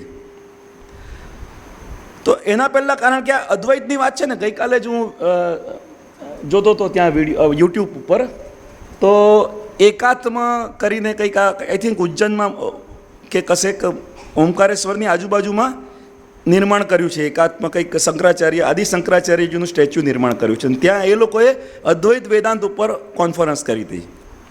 અને એમાં શ્યામ મનોહર બાવાશ્રીએ પ્રી અને પોસ્ટ શંકરાચાર્યને એમાં જે અદ્વૈતમાં ડેવલપમેન્ટ શું થયા છે એના ઉપર એમનું એક 44 મિનિટનું વક્તવ્ય યુટ્યુબ પર મને ગઈકાલે જોવા મળ્યું. તો અદ્વૈત શબ્દ ત્યાં પણ આવે છે, કેવલ અદ્વૈત અને શુદ્ધાદ્વૈત. મહાપ્રભુજીનું એક નામ છે ને, માયાવાદ નિરાકર્તા સર્વવાદી નિરાસ્કૃત. માયાવાદ અને બ્રહ્મવાદ બેની વચ્ચેનો ફરક થોડોક સ્પષ્ટ રીતે. હવે એક બીજો પણ એક પ્રશ્ન આવેલો, એક બહુ પ્રખર વૈષ્ણવ, પાછળ નામ ભૂલી ગયો, કદાચ ગિરીશભાઈ નામ છે, તો આપ મને કહેતા હતા કે ગઈકાલના એમાં, કારણ કે એમની ભક્તિ પૂરી પુષ્ટ થઈ ગયેલી છે, તો એમણે મને પ્રશ્ન પૂછ્યો કે આ બધું ગઈકાલના એનું શું નિષ્કર્ષ છે, શું કરવા આપણે સ્થાપિત શું કરવા માગીએ છીએ. ત્યારે મારે એમને કહેવું પડ્યું કે જો પ્રભુમાં દ્રઢ નિષ્ઠા થઈ ગયેલી છે તો આ બધાની કંઈ જરૂર નથી. ભગવાનનું નામ જ કાફી છે. ભગવાનનું નામ, રૂપ, ગુણ, ધામ અને લીલા એ બધું ભગવત સ્વરૂપ જ છે. તો ત્યાં જો અનુસંધાન થાય છે તો આ બધા વિદ્વતાની કોઈ જરૂર નથી. વિદ્વતાનો ઉપયોગ માત્ર ને માત્ર ભાષણ માટે છે. પણ આ વિદ્વતા જરૂરી નથી કે એ અહંકારની અભિવ્યક્તિ માટે હોય, લોકેશના માટે હોય, તે જરૂર નથી. શુદ્ધ યશ એ સારી વસ્તુ છે, પણ યશના માટે જો આનો પ્રયોગ વિનિયોગ કરવામાં આવે ને તો એ ઉચિત નથી. એ હોશ સાથે હું જણાવી રહ્યો છું કે જો મગજમાં આ કહીએ ને કે અર્જુનને જે રીતના વિષાદ થયો હતો ને એ રીતના મને પણ મારા બાળપણમાં થયેલા વિષાદની પરિપાક રૂપે આટલા બધા ચિંતનની પ્રક્રિયામાં મારે લાગવું પડે છે, એવું કહું તો એ ખોટું નથી. વૈષ્ણવ પરિવારમાં જન્મેલો હોવાથી એ જે વૈષ્ણવિક આચાર પ્રક્રિયાની પાછળ એક કહે ને કે વિચાર અને ભાવ જગતમાં રહેલી જે કહીએ ને કે એ સુકોમળતાનો અનુભવ નથી. અને ઘરમાં પૂજા પાઠનું એનું તેનું તો વાતાવરણ જ હોય. મારા ઘરની વ્યક્તિગત ઘરની વાત નથી કરતો, મોટાભાગના વૈષ્ણવ પરિવારોમાં મને આ અનુભવાયું કે વાત એક છે અને વ્યવહાર બીજો છે. ભગવાન પ્રત્યેની આસ્થાનું સાચું સ્વરૂપ શું હોઈ શકે? તો એ સાચા સ્વરૂપની મહાત્મ્ય નથી ને તો મહાપ્રભુજીની જ ભાષામાં ગઈકાલે આપણે જોયું હતું એ પ્રમાણે કે મહાત્મા જ્ઞાન સાથેની ભક્તિ એ સર્વોત્તમ ભક્તિ છે. આજે સવારે પણ શાસ્ત્રીજી કહેતા હતા ને કે ઠાકોરજીની જે સેવા કરીએ છીએ, ઠાકોરજીને સર્વત્વ દેખવાના છે. શરૂઆત ભલે ઠાકોરજીના સ્વરૂપમાંથી થાય, પણ આખરેમાં તો આખું જે બ્રહ્માંડ છે તે તેનું જ છે. ભાગવતનું મંગલાચરણ જ આવે છે ને કે સચ્ચિદાનંદ રૂપાય વિશ્વોત્પત્તિ આદિ હેતવે. ઉત્પત્તિ, સ્થિતિ અને લયના એ કારણરૂપ છે. એ કારણરૂપ કેવું સ્વરૂપ છે એ શુદ્ધાદ્વૈતમાં આપણે સમજવાના છે. પણ એ પહેલાં માયાવાદને પણ સમજી લઈએ. માયાવાદ અને બ્રહ્મવાદ એની વચ્ચે એટલો મોટો ઝઘડો નથી, બહુ સાચી વાત ફ્રેન્કલી કહું તો વાત ક્યાં છે? ચલો એ પહેલાં હું થોડોક ફરી પાછો વિષય બદલું છું. અને કાલે જ મેં કીધેલું કે હું જાણી જોઈને છે ને બધાના એટેન્શનને પૂરેપૂરા વિષય વસ્તુ પર રાખવા માટે ટોપિક બદલતો રહીશ.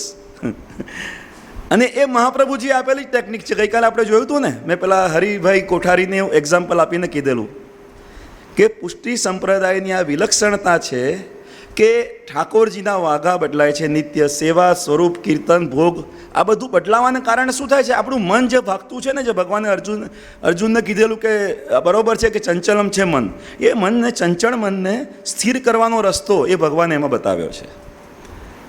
અને એમાં જીવોના પણ કેટેગરાઇઝેશન છે. એક પ્રિસાઇઝલી 4 કેટેગરાઇઝેશન છે. એ મંગલાચરણમાં આપણે છેલ્લામાં જોયું, એના ઉપર આપણે આવવાના છે, પણ એમાં ભાગવતમાં પ્રવેશ થઈ જશે. એટલે પહેલાં મેં માયાવાદને બ્રહ્મવાદની આપણે વાત કરી લઈએ.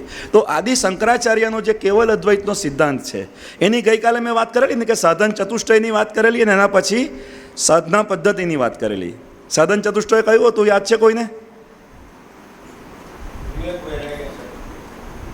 વિવેક વૈરાગ્ય, પછી સળ સંપત્તિ, સમદમ ઉપરતિ તિતિક્ષા શ્રદ્ધા સમાધાન, અને ચોથું મુમુક્ષા. આ સાધનથી સંપન્ન શિષ્ય જ્યારે શ્રોત્રિય બ્રહ્મનિષ્ઠ સદગુરુના સાનિધ્યમાં જાય છે ત્યારે એ વેદાંત વાક્યોનું કહીએ ને કે દોહન રૂપી અહમ બ્રહ્માસ્મિ તત્વમસી અયમ આત્મા બ્રહ્મ પ્રજ્ઞાનમ બ્રહ્મનું એ કહીએ છીએ કે કેવી રીતના જીવ અને બ્રહ્મનું ઐક્ય છે એનું પ્રતિપાદન સદગુરુ શિષ્યને કરે છે. તો એ શ્રવણ કરે છે પહેલાં તો, પણ કોઈ મને કહે કે તત્વમસી કે હું બોલું કે અહમ બ્રહ્માસ્મિ, તો ડઝ ઇટ શૂટ? આપણને લાગે છે કે મારી અંદર એ છે જે સૃષ્ટિના સંચાલન કરતા છે એ જ હું છું, એવો અનુભવ આપણને થાય છે. તો કયા સંદર્ભમાં શંકરાચાર્યજીએ કીધું? શું કીધું? બ્રહ્મ સત્ય જગત મિથ્યા જીવો બ્રહ્મૈવ ના પર. જીવ જગત ઈશ્વરના સ્વરૂપની વાત કરી દીધી. તો સંક્ષિપ્તમાં કહું 1-2 મિનિટમાં, તો એમાં એવું છે કે રજ્જુમાં સર્પની જેમ એમાં કે છે. જગત કેવું છે? જગત તમને આછું પતરું અજવાળું છે. ધારો કે સાંજ પડી ગઈ છે, આપણે જઈએ છીએ ત્યાં આગળ ગૌશાળા પાસેથી પસાર થઈએ છીએ અને એક દોરડી પડેલી છે, એક વાછરડાને બાંધવા માટે વપરાયેલી દોરડી તૂટી ગઈ તો ત્યાં પડેલી છે. અને મને લાગ્યું કે જો આગળ પેલી ફેણ છે, કંઈક હાલતું લાગે છે, પવનને લીધે થોડું હાલે, તો મને ત્યાં સાપનો ભય લાગ્યો. એ રજ્જુમાં મને સર્પની ભ્રાંતિ થઈ. એ ભ્રાંતિને કારણે શું થશે? હું થરથર કાંપવા માંડીશ, ગભરાઈ જઈશ, ધ્રુજી જઈશ. બરાબર છે? તો એનો ઉપાય શું? એ સર્પને ભગાડવાનો ઉપાય શું? સર્પને ભગાડવાનો ઉપાય કશો જ નથી, કારણ કે સર્પ જ મિથ્યા છે. ઊંઘમાં સ્વપ્નમાં જોયેલું બિહામણા સ્વપ્નમાંથી એ થયેલી ઘટનાક્રમમાંથી બહાર નીકળવાનો ઉપાય શું? ઊંઘ ઉડી જાય એટલે આપોઆપ જતું રહેવાનું છે. તો રજ્જુમાં સર્પની જેમ જગત એ બ્રહ્મમાં ભાસી રહ્યું છે. અને પ્રિસાઇઝલી એમ જ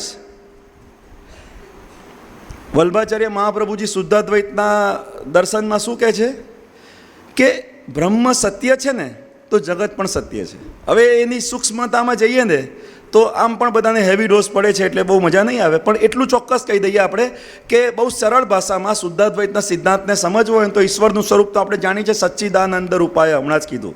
તો ઈશ્વર શું છે? સત છે, ચિત્ત છે અને આનંદ છે. એટલે એવું નથી કે ત્રણો અલગ અલગ છે, એક જ ના 3 એટ્રીબ્યુટ છે. પ્રિઝમના 3 પાસા હોય ને એ તે રીતના છે. સચ્ચિદાનંદ સ્વરૂપ ઈશ્વર છે. તો શું જીવ એ સચ્ચિદાનંદ નથી? શું જગત એ સચ્ચિદાનંદ નથી? તો કહે છે કે ના, બધું જ સચ્ચિદાનંદ છે, પણ જીવમાં આનંદ તિરોહિત થયેલો છે. અને જગતમાં સત એકલું જ છે, ચિત્ત અને આનંદ બંને તિરોહિત થયેલા છે. કેવલ અદ્વૈતમાં વિવર્તવાદની વાત છે, અહીંયા બ્રહ્મવાદની વાત છે. એટલે કે કહેવા, અને આ દર્શન સૂક્ષ્મતાથી જોઈએ ને તો એવું કહી શકાય આપણે કે ઇવન જે શંકરાચાર્ય પરંપરામાં પણ કાશ્મીર શૈવિઝમ છે ને, એમાં પ્રત્યભિજ્ઞા હૃદયમ વગેરે ગ્રંથોમાં પ્રિસાઇઝલી આવી જ વાત છે. ને આવું હું નથી કહેતો, ગઈકાલે પણ મેં વાત કરેલી. ગોવર્ધન પીઠના શંકરાચાર્ય નિશ્ચલાનંદ સરસ્વતીને 1-to-1 મેં પ્રશ્ન પૂછેલો, ત્યારે એમણે કીધું કે સિદ્ધાંત, દાર્શનિક સિદ્ધાંત કાશ્મીર શૈવિઝમનો અને પુષ્ટિ માર્ગનો આ જે શુદ્ધાદ્વૈતનો છે એક જ છે. તો ત્યાં પણ જગતને સત્ય તરીકે સ્પંદ કારિકા, શિવસૂત્ર, વિજ્ઞાન ભૈરવ વગેરેમાં આનું જ વિશદ વિવેચન કરવામાં આવ્યું છે. એનીવે આપણો એ વિષય નથી, પણ આ બધાની કેમ વાત કરીએ? આપણે હવે સીધા ભાગવત પર આવી જઈએ. તો પહેલાં આપણે ગઈકાલે વાત કરેલી એ સિદ્ધાંતને ફરી પાછા જોઈએ. આપણે ત્રીજા પુરુષમાં બીજા પુરુષને પહેલા પુરુષની વાત કરેલી. બરાબર છે? ત્રીજા પુરુષમાં ઈશ્વરને જોવો, બીજા પુરુષમાં એટલે કે ગુરુમાં, ગુરુજનોમાં આપણને ઈશ્વરીય તત્વના અહેસાસ થાય. અને મારા ભીતર જ જ્યારે નિરોધ સિદ્ધ થાય, 10મા સ્કંદનું જે તાત્પર્ય છે, તો મારી અંદર જ એ દિવ્યતાના ચેતનાના અનુભવો થાય. તો ધીરે ધીરે it is migrating from 3rd person to the 2nd person and 2nd person to the 1st person. This is precisely what is the sadhana. સાધના શું છે? ત્રીજા પુરુષ તરીકે આપણે જે દિવ્યતાને ઈશ્વરને જોઈએ છે ને, ભગવદ્ ગીતાનો 10મો અધ્યાય વિભૂતિ યોગ, એ શું છે? પ્રિસાઇઝલી ભગવાનને ત્રીજા પુરુષમાંથી બીજા પુરુષમાં લાવવાની વાત છે. ભગવાને કીધું ને આખરીમાં 10મા અધ્યાયમાં છેલ્લે કે અથવા ઇન બાતો સે અર્જુન લાભ ક્યાં તુજે. જ્યાં જ્યાં જે શ્રેષ્ઠ છે ને એ બધું ઈશ્વર જ છે. ઉપનિષદોમાં પણ છે જ વારે વારે ઉદ્ઘોષ. ઈશાવાસ્ય ઉપનિષદમાં કહે છે કે ઈશાવાસ્યમ ઇદમ સર્વમ યત કિંચિત જગત્યામ જગત તેન ત્યક્તેન ભૃજિતા ભુંજિતા મા ગૃદક અસ્ય સ્વિદનમ. નરસિંહ મહેતાજીએ પણ લલકાર્યું, અખિલ બ્રહ્માંડમાં એક તું શ્રી હરિ, જુજવે રૂપે અનંત ભાસે.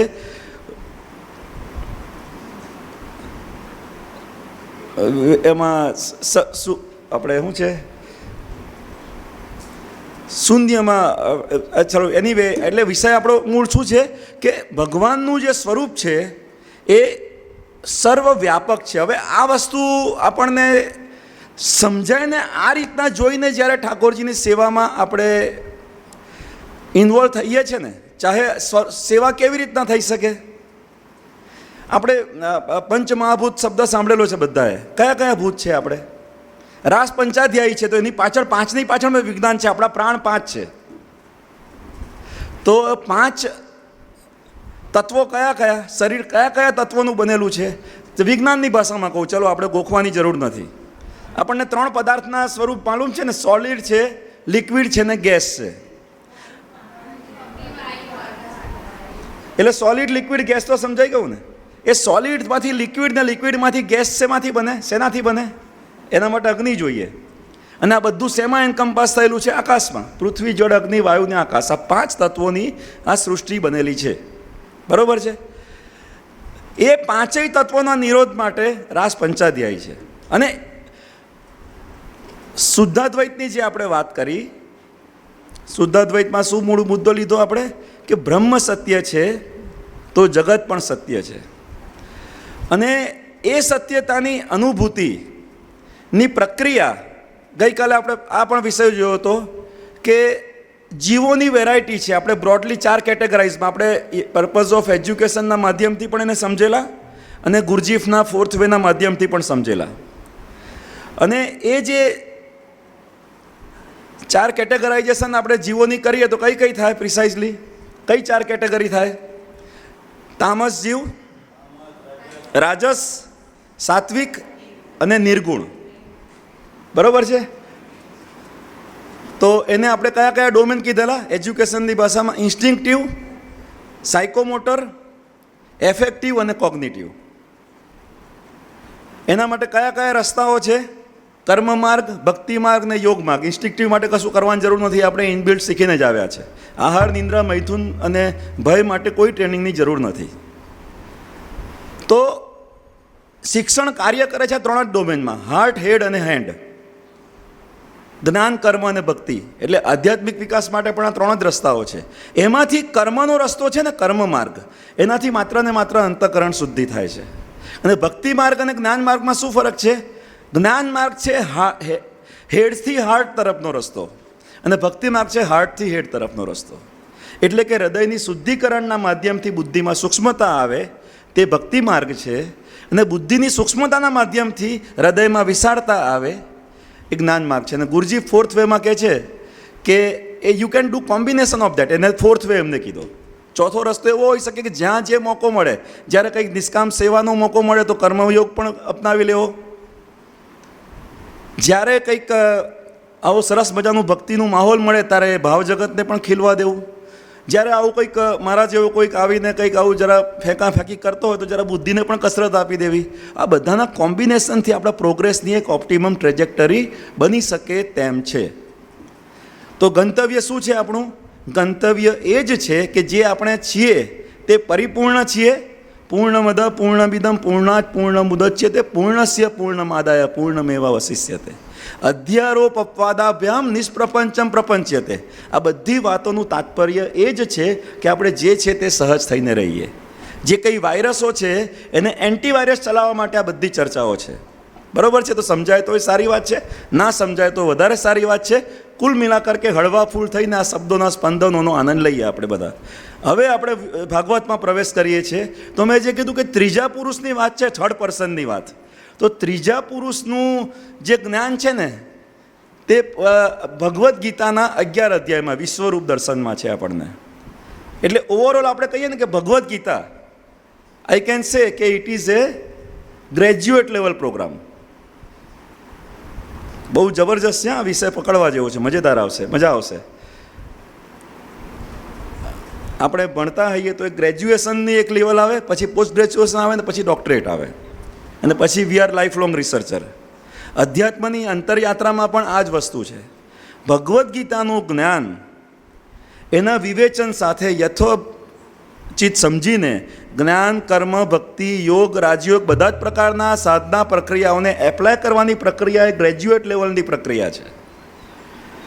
ભાગવત મહાપુરાણ આપને શું લાગે છે એ પ્રાઇમરી સેકન્ડરી લેવલનું છે કે કયા લેવલનું છે? ભાગવત એ સમાધિ ભાષા છે, શાસ્ત્રીજીએ કીધેલું છે. તો એ કયા એના કરતાં ગીતા કરતાં ઉતરતું છે કે ચડતું છે? શું લાગે છે આપને? ભગવદ્ ગીતામાં એક જગ્યાએ આવે છે ને કે સર્વ ધર્માન પરિત્યજ્ય મામેકમ શરણમ વ્રજ અહમ ત્વામ સર્વ પાપેભ્યો મોક્ષયિષ્યામિ મા શુચ. તો એ જે વાત છે ને તેના માટે આપણી અંદરની જે પ્રક્રિયા છે ભગવદીઓનું અને ભગવાનનું 16 કળા સંપન્ન ભગવાન શ્રી કૃષ્ણના જીવનના લીલા પ્રસંગોનું જેમાં વર્ણન છે તે ભાગવત એટલે કે બીજા પર્સનમાં લઈ આવે આપણે. તો that is something which is the second person.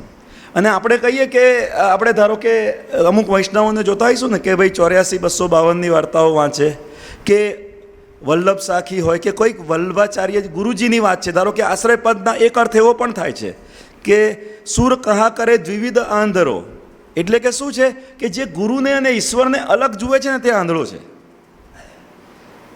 તો જ્યારે ગુરુમાં દેખાય છે ને ત્યારે થર્ડ પર્સનમાંથી સેકન્ડ પર્સનમાં આવી જાય છે. ઈશ્વરમાંથી ગુરુમાં લાવવાની પ્રક્રિયાનું કનેક્શન શેનાથી બને છે? તો આપણે કીધું ને 5 તત્વ છે. એ 5 તત્વને ટેપ કરવા માટે આપણે 5 દિશાઓમાંથી પ્રયત્ન કરવા પડશે. એ 5 દિશાઓ કયા છે? વદદભીરેવ સતતમ શ્રી કૃષ્ણ શરણ મમ, નામ સ્મરણ છે. પછી સેવાના માધ્યમથી બીજું બધું જ થઈ જાય છે. આપણે કીધું નામ, રૂપ, ગુણ, ધામ અને લીલા. આ જે શ્રવણના માધ્યમથી આપણી અંદર એ ભગવદ્ લીલાનું સ્મરણ થાય છે. તો આ 5ના માધ્યમથી જે કનેક્ટિવિટીની જે પ્રોસેસ છે ને તેમાં હવે આપણે ભાગવત મહાપુરાણમાં પ્રવેશ કરી લીધો. તો ભગવદ્ ગીતાનો તાત્પર્ય છે ધર્મ, અર્થ, કામ અને મોક્ષ. જ્યારે ભાગવત મહાપુરાણ, કેમ મેં એના કરતાં ઉપરની વાત કરી? ભગવદ્ ગીતા અંડર ગ્રેજ્યુએટ છે, ભાગવત પોસ્ટ ગ્રેજ્યુએટ છે. કેમ? કારણ કે ત્યાં જેણે આ 4ને પહેલા સ્કંદમાં આવે છે આ વિષય, કે જેણે આ 4ને અતિક્રમવું છે ને તે જ ભાગવતમાં પ્રવેશવાનો અધિકારી છે. તો એ ભાગવત મહાપુરાણમાં 12 સ્કંદ છે, આપણે બધા જાણીએ છીએ. હવે સીધો વિષય પર આવું છું. એમાંના 10મા સ્કંદનું આ મંગલાચરણમાં ઉલ્લેખ છે. તો આપણે કીધું 4 પ્રકારના જીવો છે: તામસ, રાજસ, સાત્વિક અને નિર્ગુણ. એમાંથી કયા પ્રકારના, એક પ્રશ્ન છે, ચલો, કયા પ્રકારના ભક્તો માટે આ રાસ પંચાધ્યાયીનો પ્રસંગ છે? ચલો, આ પહેલાંનો અર્થ ખબર છે આપણને. મહાપ્રભુજીએ 10મા સ્કંદના 90 અધ્યાયને પ્રકરણોમાં વિભાજિત કર્યા છે. 5 કે 6 એક્ઝેક્ટલી હમણાં ચર્ચામાં આવશે એટલે કહીશ. તો સૌથી પહેલાં 4 અધ્યાય છે તેને જન્મ પ્રકરણ કહે છે. પછી પ્રમાણ, પ્રમેય, સાધન અને ફળ. દરેકમાં ધર્મ અને ધર્મી, ધર્મ 6 છે અને ધર્મી પોતે ઈશ્વર. એ 7 દરેકના ચેપ્ટર્સ છે. એટલે 7 ચોક 28 તામસ પ્રકરણમાં છે. એની વચ્ચે પાછા 3 પ્રકરણ બ્રહ્માજીવાળો પ્રસંગ છે કે જેને મહાપ્રભુજીએ પ્રક્ષિપ્ત પ્રકરણ કીધા છે. એટલે મહાપ્રભુજીનું એવું સુબોધિનીજીમાં તાત્પર્ય છે કે એ પ્રસંગ પાછળથી ઉમેરાયેલો છે, એવું મહાપ્રભુજીનું એ છે, અભિવ્યક્તિ છે. પછી જે 7 ચોક 28 પ્રકરણો આવે છે ને તે છે રાજસ પ્રકરણના. હવે પ્રમાણની જરૂર સાત્વિક જીવોને નથી, એટલે ત્યાં સિર્ફ પ્રમેય, સાધન અને ફળ. 7-21 છે, બરાબર છે. અને છેલ્લે 6 જે છે ભગવાનના 6 ભગ છે એના વિશેના 6 પ્રકરણ છે. એટલે એ નિર્ગુણ ભક્તિ તો સીધું એ એટેચ થઈ જાય, એટલે એમના માટે કોઈ અલગથી બીજી પ્રોસેસ નથી. તો એ રીતના તમે સરવાળો કરશો તો 81 થશે, +3 પેલા પ્રક્ષિપ્ત, એટલે કે 90 ચેપ્ટર આ રીતના 90 અધ્યાય આ રીતના પૂરા થાય છે 10મા સ્કંદના. એ ત્યાં ઉલ્લેખ છે કે ચતુર્ભિષ્ય પહેલાં 4 જન્મ પ્રકરણના છે, ફરી ચતુર્ભિષ્ય છે એ તામસ પ્રકરણના 4 જે છે, તામસના પ્રમાણ, પ્રમેય, સાધન અને ફળ. પછી છે ફરી ચતુર્ભિષ્ય, એ રાજસના છે. ત્રિભિષ તથા એ શેના છે? ત્રિભિષ તથા શેના છે? હા, સાત્વિક માટે, કારણ કે ત્યાં પ્રમાણ નથી. બરાબર છે. અને છેલ્લે છે સળબીર વિરાજતે, એટલે ભગવાનના 6 પગ. તેવા ભગવાનને હું આ 5 પ્રકરણ છે ને 5 રીતને હું નમન કરું છું. કેટલું જબરજસ્ત એક જ શ્લોકમાં મંગળાચરણમાં આખા આપણે દસમ સ્કંદને ભગવાનની લીલાઓનું સ્મરણ થઈ ગયું આપણી અંદર.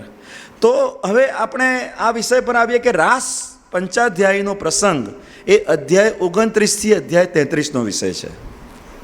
એની આગળ જેવી રીતના શાસ્ત્રીજીએ વાત કરી તે રીતના વેણુ ગીતનો પ્રસંગ આવી ગયો, ગોવર્ધન લીલા પણ એની આગળ આવી ગઈ.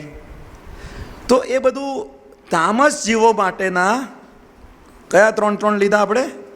પ્રમાણ, પ્રમેય અને સાધન થઈ ગયા. એટલે આ ફળ પ્રકરણ છે. તામસ જીવોના ફળ પ્રકરણમાંના 7માના 5 રૂપ ધ્યાનના આ છે પ્રકરણો, અને છેલ્લા 2 છે અને પછી જે 2 આવે છે 34 અને 35 તે છે નામ માટે, નામની મહિમા માટે. હવે સવાલ થશે કે નામ અને રૂપના માધ્યમથી ભગવાનને કેવી રીતના જોડાય? શું લાગે છે આપને? આ બધી વાતો આટલી ગહેરાઈથી કેમ કરું છું? કારણ કે આમાં જ મોડ્યુલેશન કરીને જે નવા ફૂટી નીકળેલા છે ને હિન્દુ ધર્મમાંથી, તે લોકો કંઈક પોતપોતાનો વાડો શરૂ કરે છે. બહુ ખુલ્લી વાત કરું છું, ડાયરેક્ટ ને બ્લન્ટ વાત કરું છું. તો આપણી પરંપરામાં રહેલા તથ્યમાં જે ગહન આધ્યાત્મિકતા છુપાયેલી છે ને, તો આપણે મોડ્યુલેટ નહીં થઈએ કશાથી. અન્યાશ્રય ટાળવાથી ટળતો નથી. યથાર્થ મહાત્મ્ય જ્ઞાનથી આપોઆપ જ અનન્યતા આવી જાય છે. તો આપણે ક્યાં પ્રવેશ્યા કે તામસ જીવો માટેનું જે ફળ પ્રકરણમાં જે રૂપ ધ્યાનની વાત છે તે આ રાસ પંચાધ્યાયી છે. તો હવે મારો મુદ્દો છે કે ભાઈ નામ અને રૂપ આ બેના માધ્યમથી કેમ આટલું બધું છે? આપણે નાથ દ્વારા જઈએ છીએ તો શું કરીએ છીએ? ધક્કાની વચ્ચે દર્શન કરીને આવીએ છીએ, પણ બધાને જ કૃતકૃત્ય થઈ ગયાનો ભાવ થાય. મારા જેવા હજી તામસ પ્રકારના જીવો હોય કદાચ તો વધારે વખત મંદિરમાં બેસે. અમુક લોકોને તરત જ બેટરી ચાર્જ થઈને બહાર ફરતા થઈ જાય, બટાકા પૌવાને ચામાં ફરતા થઈ જાય. તો ત્યાં શું મળે છે? શું આપણને એક ભગવાનની એક ઝલક. સવારે આપણે સંસ્કાર ચેનલ પર 2 મિનિટ પેલું આવે ને હરિશરણમ, એમાં પણ કેવું ચાર્જિંગ ફીલ થાય છે. એક રૂપ ધ્યાનથી પણ આપણી અંદર બેટરી ચાર્જ થઈ જાય છે. કીર્તનથી કેવું સરસ મજાનું આપણે સવારે ચાલતું હતું એ થાય છે ને, વી ફીલ એનર્જી. તો આ નામ અને રૂપથી કેમ થાય છે એની પાછળનું અધ્યાત્મનું વિજ્ઞાન સમજવાની વાત છે. કારણ કે આપણે તો નેક્સ્ટ જનરેશનને જોડી શકીશું.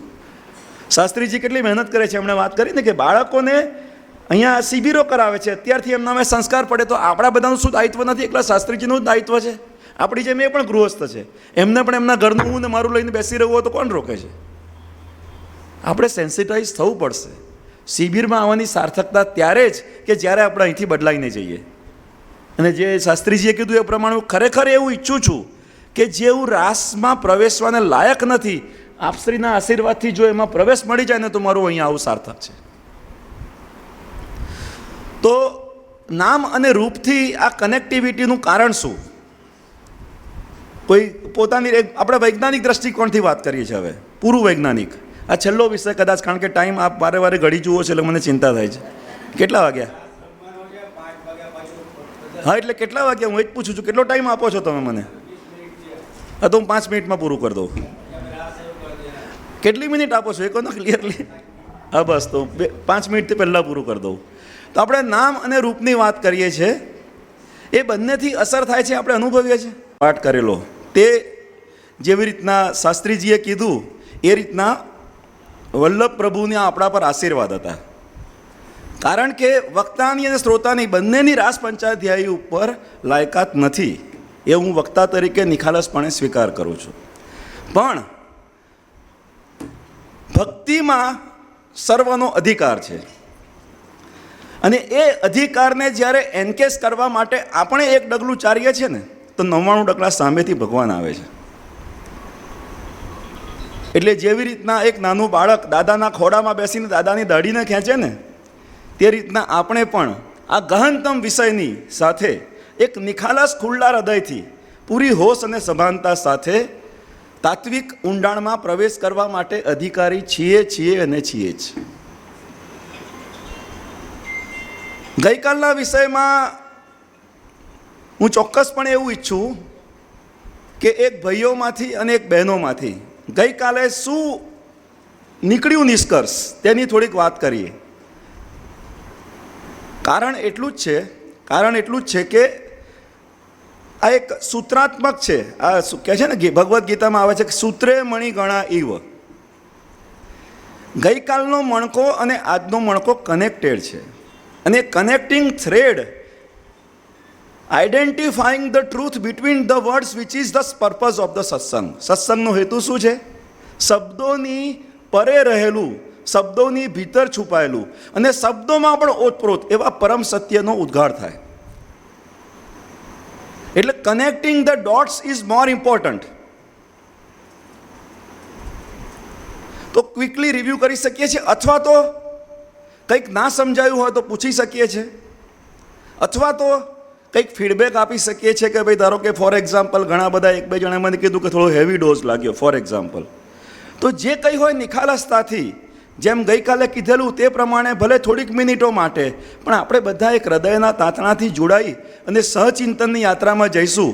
અને ઉમેશભાઈ શાસ્ત્રીજીની ગુરુજીની ઉપસ્થિતિમાં આપણા બધાના હૃદયને એકસૂત્રિત થવામાં સરળતા રહેશે. તો આપણે એ મોકાનો ભરપૂર સદુપયોગ કરી લઈએ. સમય મૂલ્યવાન નથી, વીજળીના ચમકારે મોતીડા પહેરવવા છે આપણે, તે મૂળ તાત્પર્ય છે. એટલે ખુલ્લા મનથી પૂરી સાવધાની સાથે ફરી પાછી ગઈકાલની વાત રિપીટ કરવી પડશે, કારણ કે અમુક લોકો નવા પણ છે. અને બીજી વસ્તુ કે ગઈકાલના પણ લોકોમાં આ વસ્તુ જરૂરી છે, કારણ કે જો કનેક્ટિંગ ધ ડોટ થઈ ગયો હોત ને તો મને એવું કહેતા આજે કહેનારા, જો કે 10માંથી 9 લોકોએ તો એવું જ કીધું કે બહુ સરસ રહ્યો વિષય અને બહુ જ ગહન હતો, પણ અમુક લોકોનું એક બિચારા એક એની સાથે કહેતા હતા, એક બે જણ એવું કહેતા હતા કે થોડુંક ભારે પડ્યું. એટલે ભારે પડ્યું તો પછી રિવિઝન એ જ એનો ઉપાય છે. કમળો થયો છે વ્યક્તિને, અને શેરડી એ વખતે, મને અનુભવ નથી પણ સાંભળેલી વાત છે કે શેરડી એ વખતે કહે છે કે કડવી લાગે છે. તો એનો ઉપાય એવું કહે છે, સાચું ખોટું ખબર નથી, ભગવાન જાણે, ઉદાહરણના આધારે જે દ્રષ્ટાંતના આધારે જે દ્રાષ્ટાંત જે છે તેને આપણે પકડીએ ખાલી. તો કહે છે કે તમે જેટલો વધારે ને વધારે શેરડીનો રસ લો ને તો એ ધીરે ધીરે મીઠો થઈ જશે. તેવી જ રીતના જે વિષય નથી સમજાતો તે વિષયને સમજવા માટે વારે વારે આપણે જ્યારે શ્રવણ મનન નિધિધ્યાસન કરીએ છીએ ને તો આપોઆપ પછી આપણને એ રસ્તો ખુલી જાય છે. જે નાનપણમાં આપણને ચાલતા પાપા પગલી કરતાં પણ નાકે દમ આવતો તો 10 વખત આપણે પડ્યા છે. અને આજે આપણને આ દીકરીઓ રાધાકૃષ્ણનો સરસ મજાનો નૃત્ય બતાવ્યો, તો આ વિકાસ કેવી રીતના થયો? અભ્યાસથી થયો. ગીતામાં ભગવાને કીધું છે ને કે અભ્યાસે ન તું કૌંતેય વૈરાગ્ય ન. અર્જુન પ્રશ્ન પૂછે છે કે ચંચલમ હિ મન કૃષ્ણ પ્રમાથી બલવદ્રડમ. તો ભગવાન બહુ ઓછી જગ્યાએ અર્જુન સાથે સહમત થયા છે. સહમત થયા હોય તો પહેલી જ અધ્યાયમાં નહીં થઈ જતે ભગવાન કે તને વિષાદ થાય છે તો જવા દે, આ યુદ્ધ જેવું ઘોર કર્મ આપણે કરવું નથી, ચૂપચાપ બેસી જા, આપણે આશ્રમ ખોલી કાઢીએ તારો, અને તું સરસ મજાનો ભગવાનની ભક્તિ કર ને કલ્યાણ તો તારું નિશ્ચિત જ છે, કારણ કે હું તારો સખા છું. પણ ભગવાન એવું ના કીધું, એગ્રી નથી થયા. પણ આ જગ્યા પર ભગવાન એગ્રી થયા. એટલે આપણા બધા માટે આ દિલાસો છે, આપણા બધા માટે આ સાંત્વના છે. શું સાંત્વના છે? સાંત્વના શું છે આપણા માટે? આપણને એવું થાય છે કે નથી થતું? કેટલા દરેક જણ પોતાના મનને જુએ. કાલે કીધેલું એ પ્રમાણે ચંચલમ હિ મન કૃષ્ણ પ્રમાથી બલવદ્રડમ. આપણું મન ચંચળ છે અને વાયુની જેમ દુષ્કર છે, એને આપણે એ કરવું તો એ વસ્તુ મને અને તમને પણ લાગુ પડે છે. તો એના માટેનો શું રસ્તો છે? તો ભગવાને એના 2 રસ્તા કીધા. અભ્યાસ એ ન તું કૌંતેય વૈરાગ્ય ચ સિદ્ધયેત. અભ્યાસ અને વૈરાગ્યથી એ સિદ્ધ થઈ શકે એમ છે. તો ગઈકાલના તાત્પર્યમાં આપણે એટલે સુધી આવેલા કે ઈસ્ટર્ન અને વેસ્ટર્ન ફિલોસોફીમાં દરેક જગ્યાએ મનુષ્યએ જીવનના પરમ સત્યને ખોજવાનો પ્રયત્ન કરેલો જ છે. એમાંથી ઈસ્ટર્ન ફિલોસોફીમાં બે શાખાઓ છે. એક છે આસ્તિક દર્શન, બીજું છે નાસ્તિક દર્શન. નાસ્તિક દર્શન એટલે એવું નથી કે જે ઈશ્વરને નથી માનતું, પણ એવું છે કે જે વેદને નથી માનતું પ્રમાણ તરીકે. તો આસ્તિક દર્શનમાં આપણે જોયા હતા કે 6 દર્શન છે: યોગ, સાંખ્ય, વૈશેષિક, ન્યાય, પૂર્વ મીમાંસા જૈમિનીનું, અને ઉત્તર મીમાંસા એટલે કે વેદાંત. અને એ ઉત્તર મીમાંસામાં પણ આપણે જોયું હતું કે આચાર્યજીએ દ્વૈત દર્શન આપ્યું, રામાનુજાચાર્યજીએ વિશિષ્ટાદ્વૈત આપ્યું, શંકરાચાર્યજીએ કેવલ અદ્વૈત આપ્યું, અને નિંબાર્કાચાર્યજીએ પણ પોતાનું, પછી ચૈતન્ય મહાપ્રભુજીએ અચિંત્ય ભેદાભેદ અને વલ્ભાચાર્ય મહાપ્રભુજીએ આપણને શુદ્ધાદ્વૈતનું દર્શન આપ્યું. તો ગઈકાલના પૂરા સંવાદનો નિષ્કર્ષ એટલો જ છે કે જીવ જગત અને ઈશ્વરના સ્વરૂપ વિશેનું જે પરમ સત્ય છે એ મારા હૃદયને, બે વસ્તુ છે, મારા હૃદયને એ શુદ્ધાદ્વૈત સ્વરૂપનું દેખાય છે. શુદ્ધાદ્વૈત દર્શન શું છે એની આપણે કાલે ચર્ચા નથી કરી, ખાલી એ શબ્દ મૂકીને આપણું સેશન પૂરું થઈ ગયું હતું. તો આજે આપણે શરૂ ક્યાંથી કરવાના છે? શુદ્ધાદ્વૈત દર્શન શું છે, નંબર 1. નંબર 2, ભાગવતમાં, કારણ કે રાસ પંચાધ્યાયીમાં પ્રવેશ કરવા માટે પહેલાં ભાગવતનું ઓવરવ્યૂ બહુ જલ્દી લઈ લઈશું આપણે, દસમ સ્કંધનું ઓવરવ્યૂ લઈશું, અને એમાં પ્લેસમેન્ટ ક્યાં છે આ રાસ પંચાધ્યાયનું તે આપણે જોઈ લઈશું. એની કથા સંક્ષિપ્તમાં લેવાશે તો લઈશું, નહીંતર પછી આપણે આ જે બહેનો પધાર્યા છે એમનો આપણે એનો નૃત્યનો રાસનો પણ લાભ લઈ શકીએ એમ છે, એ આપણે આગળ જોઈએ. પણ પહેલાં આપણે શુદ્ધાદ્વૈત દર્શન શું છે તેની વાત થોડીક કરી લઈએ. તો એના પહેલાં, કારણ કે આ અદ્વૈતની વાત છે ને, ગઈકાલે જ હું જોતો હતો ત્યાં વિડીયો યુટ્યુબ ઉપર, તો એકાત્મ કરીને કંઈક આઈ થિંક ઉજ્જૈનમાં કે કશેક ઓમકારેશ્વરની આજુબાજુમાં નિર્માણ કર્યું છે એકાત્મ, કંઈક શંકરાચાર્ય, આદિ શંકરાચાર્યજીનું સ્ટેચ્યુ નિર્માણ કર્યું છે. અને ત્યાં એ લોકોએ અદ્વૈત વેદાંત ઉપર કોન્ફરન્સ કરી હતી, અને એમાં શ્યામ મનોહર બાવાશ્રીએ પ્રી અને પોસ્ટ શંકરાચાર્યને એમાં જે અદ્વૈતમાં ડેવલપમેન્ટ શું થયા છે એના ઉપર એમનું એક 44 મિનિટનું વક્તવ્ય યુટ્યુબ પર મને ગઈકાલે જોવા મળ્યું. તો અદ્વૈત શબ્દ ત્યાં પણ આવે છે, કેવલ અદ્વૈત અને શુદ્ધાદ્વૈત. મહાપ્રભુજીનું એક નામ છે ને, માયાવાદ નિરાકર્તા સર્વવાદી નિરાસ્કૃત. માયાવાદ અને બ્રહ્મવાદ બેની વચ્ચેનો ફરક થોડોક સ્પષ્ટ રીતે. હવે એક બીજો પણ એક પ્રશ્ન આવેલો, એક બહુ પ્રખર વૈષ્ણવ, પાછળ નામ ભૂલી ગયો, કદાચ ગિરીશભાઈ નામ છે, તો આપ મને કહેતા હતા કે ગઈકાલના એમાં, કારણ કે એમની ભક્તિ પૂરી પુષ્ટ થઈ ગયેલી છે, તો એમણે મને પ્રશ્ન પૂછ્યો કે આ બધું ગઈકાલના એનું શું નિષ્કર્ષ છે, શું કરવા આપણે સ્થાપિત શું કરવા માગીએ છીએ. ત્યારે મારે એમને કહેવું પડ્યું કે જો પ્રભુમાં દ્રઢ નિષ્ઠા થઈ ગયેલી છે તો આ બધાની કંઈ જરૂર નથી, ભગવાનનું નામ જ કાફી છે. ભગવાનનું નામ, રૂપ, ગુણ, ધામ અને લીલા એ બધું ભગવત સ્વરૂપ જ છે. તો ત્યાં જો અનુસંધાન થાય છે તો આ બધા વિદ્વતાની કોઈ જરૂર નથી. વિદ્વતાનો ઉપયોગ માત્ર ને માત્ર ભાષણ માટે છે, પણ આ વિદ્વતા જરૂરી નથી કે એ અહંકારની અભિવ્યક્તિ માટે હોય, લોકેશના માટે હોય તે જરૂર નથી. શુદ્ધ યશ એ સારી વસ્તુ છે, પણ યશના માટે જો આનો પ્રયોગ વિનિયોગ કરવામાં આવે ને તો એ ઉચિત નથી. એ હોશ સાથે હું જણાવી રહ્યો છું કે જો મગજમાં મારા કહીએ ને કે અર્જુનને જે રીતના વિષાદ થયો હતો ને એ રીતના મને પણ મારા બાળપણમાં થયેલા વિષાદની પરિપાક રૂપે આટલા બધા ચિંતનની પ્રક્રિયામાં મારે લાગવું પડે છે, એવું કહું તો એ ખોટું નથી. વૈષ્ણવ પરિવારમાં જન્મેલો હોવાથી એ જે વૈષ્ણવિક આચાર પ્રક્રિયાની પાછળ એક કહે ને કે વિચાર અને ભાવ જગતમાં રહેલી જે કહીએ ને કે એ સુકોમળતાનો અનુભવ નથી. અને ઘરમાં પૂજા પાઠનું એનું તેનું તો વાતાવરણ જ હોય. મારા ઘરની વ્યક્તિગત ઘરની વાત નથી કરતો, મોટાભાગના વૈષ્ણવ પરિવારોમાં મને આ અનુભવાયું કે વાત એક છે અને વ્યવહાર બીજો છે. ભગવાન પ્રત્યેની આસ્થાનું સાચું સ્વરૂપ શું હોઈ શકે? તો એ સાચા સ્વરૂપની મહાત્મ્ય નથી ને તો મહાપ્રભુજીની જ ભાષામાં ગઈકાલે આપણે જોયું હતું એ પ્રમાણે કે મહાત્મા જ્ઞાન સાથેની ભક્તિ એ સર્વોત્તમ ભક્તિ છે. આજે સવારે પણ શાસ્ત્રીજી કહેતા હતા ને કે ઠાકોરજીની જે સેવા કરીએ છીએ, ઠાકોરજીને સર્વત્વ દેખવાના છે. શરૂઆત ભલે ઠાકોરજીના સ્વરૂપમાંથી થાય, પણ આખરેમાં તો આખું જે બ્રહ્માંડ છે તે તેનું જ છે. ભાગવતનું મંગલાચરણ જ આવે છે ને કે સચ્ચિદાનંદ રૂપાય વિશ્વોત્પત્તિ આદિ હેતવે. ઉત્પત્તિ, સ્થિતિ અને લયના એ કારણરૂપ છે. એ કારણરૂપ કેવું સ્વરૂપ છે એ શુદ્ધાદ્વૈતમાં આપણે સમજવાના છે. પણ એ પહેલાં માયાવાદને પણ સમજી લઈએ. માયાવાદ અને બ્રહ્મવાદ એની વચ્ચે એટલો મોટો ઝઘડો નથી, બહુ સાચી વાત ફ્રેન્કલી કહું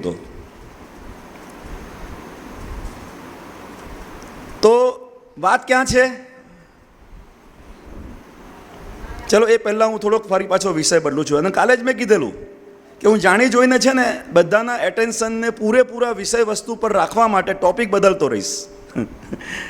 અને એ મહાપ્રભુજી આપેલી જ ટેકનિક છે. ગઈકાલે આપણે જોયું હતું ને, મેં પેલા હરિભાઈ કોઠારીને એક્ઝામ્પલ આપીને કીધેલું કે પુષ્ટિ સંપ્રદાયની આ વિલક્ષણતા છે કે ઠાકોરજીના વાઘા બદલાય છે, નિત્ય સેવા, સ્વરૂપ, કીર્તન, ભોગ આ બધું બદલાવાને કારણે શું થાય છે, આપણું મન જે ભાગતું છે ને, જે ભગવાને અર્જુનને કીધેલું કે બરોબર છે કે ચંચલમ છે મન, એ મનને, ચંચળ મનને સ્થિર કરવાનો રસ્તો એ ભગવાને એમાં બતાવ્યો છે.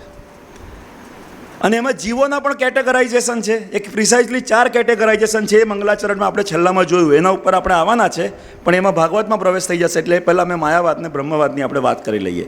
તો આદિ શંકરાચાર્યનો જે કેવલ અદ્વૈતનો સિદ્ધાંત છે એની ગઈકાલે મેં વાત કરેલી ને કે સાધન ચતુષ્ટયની વાત કરેલી, અને એના પછી સાધના પદ્ધતિની વાત કરેલી.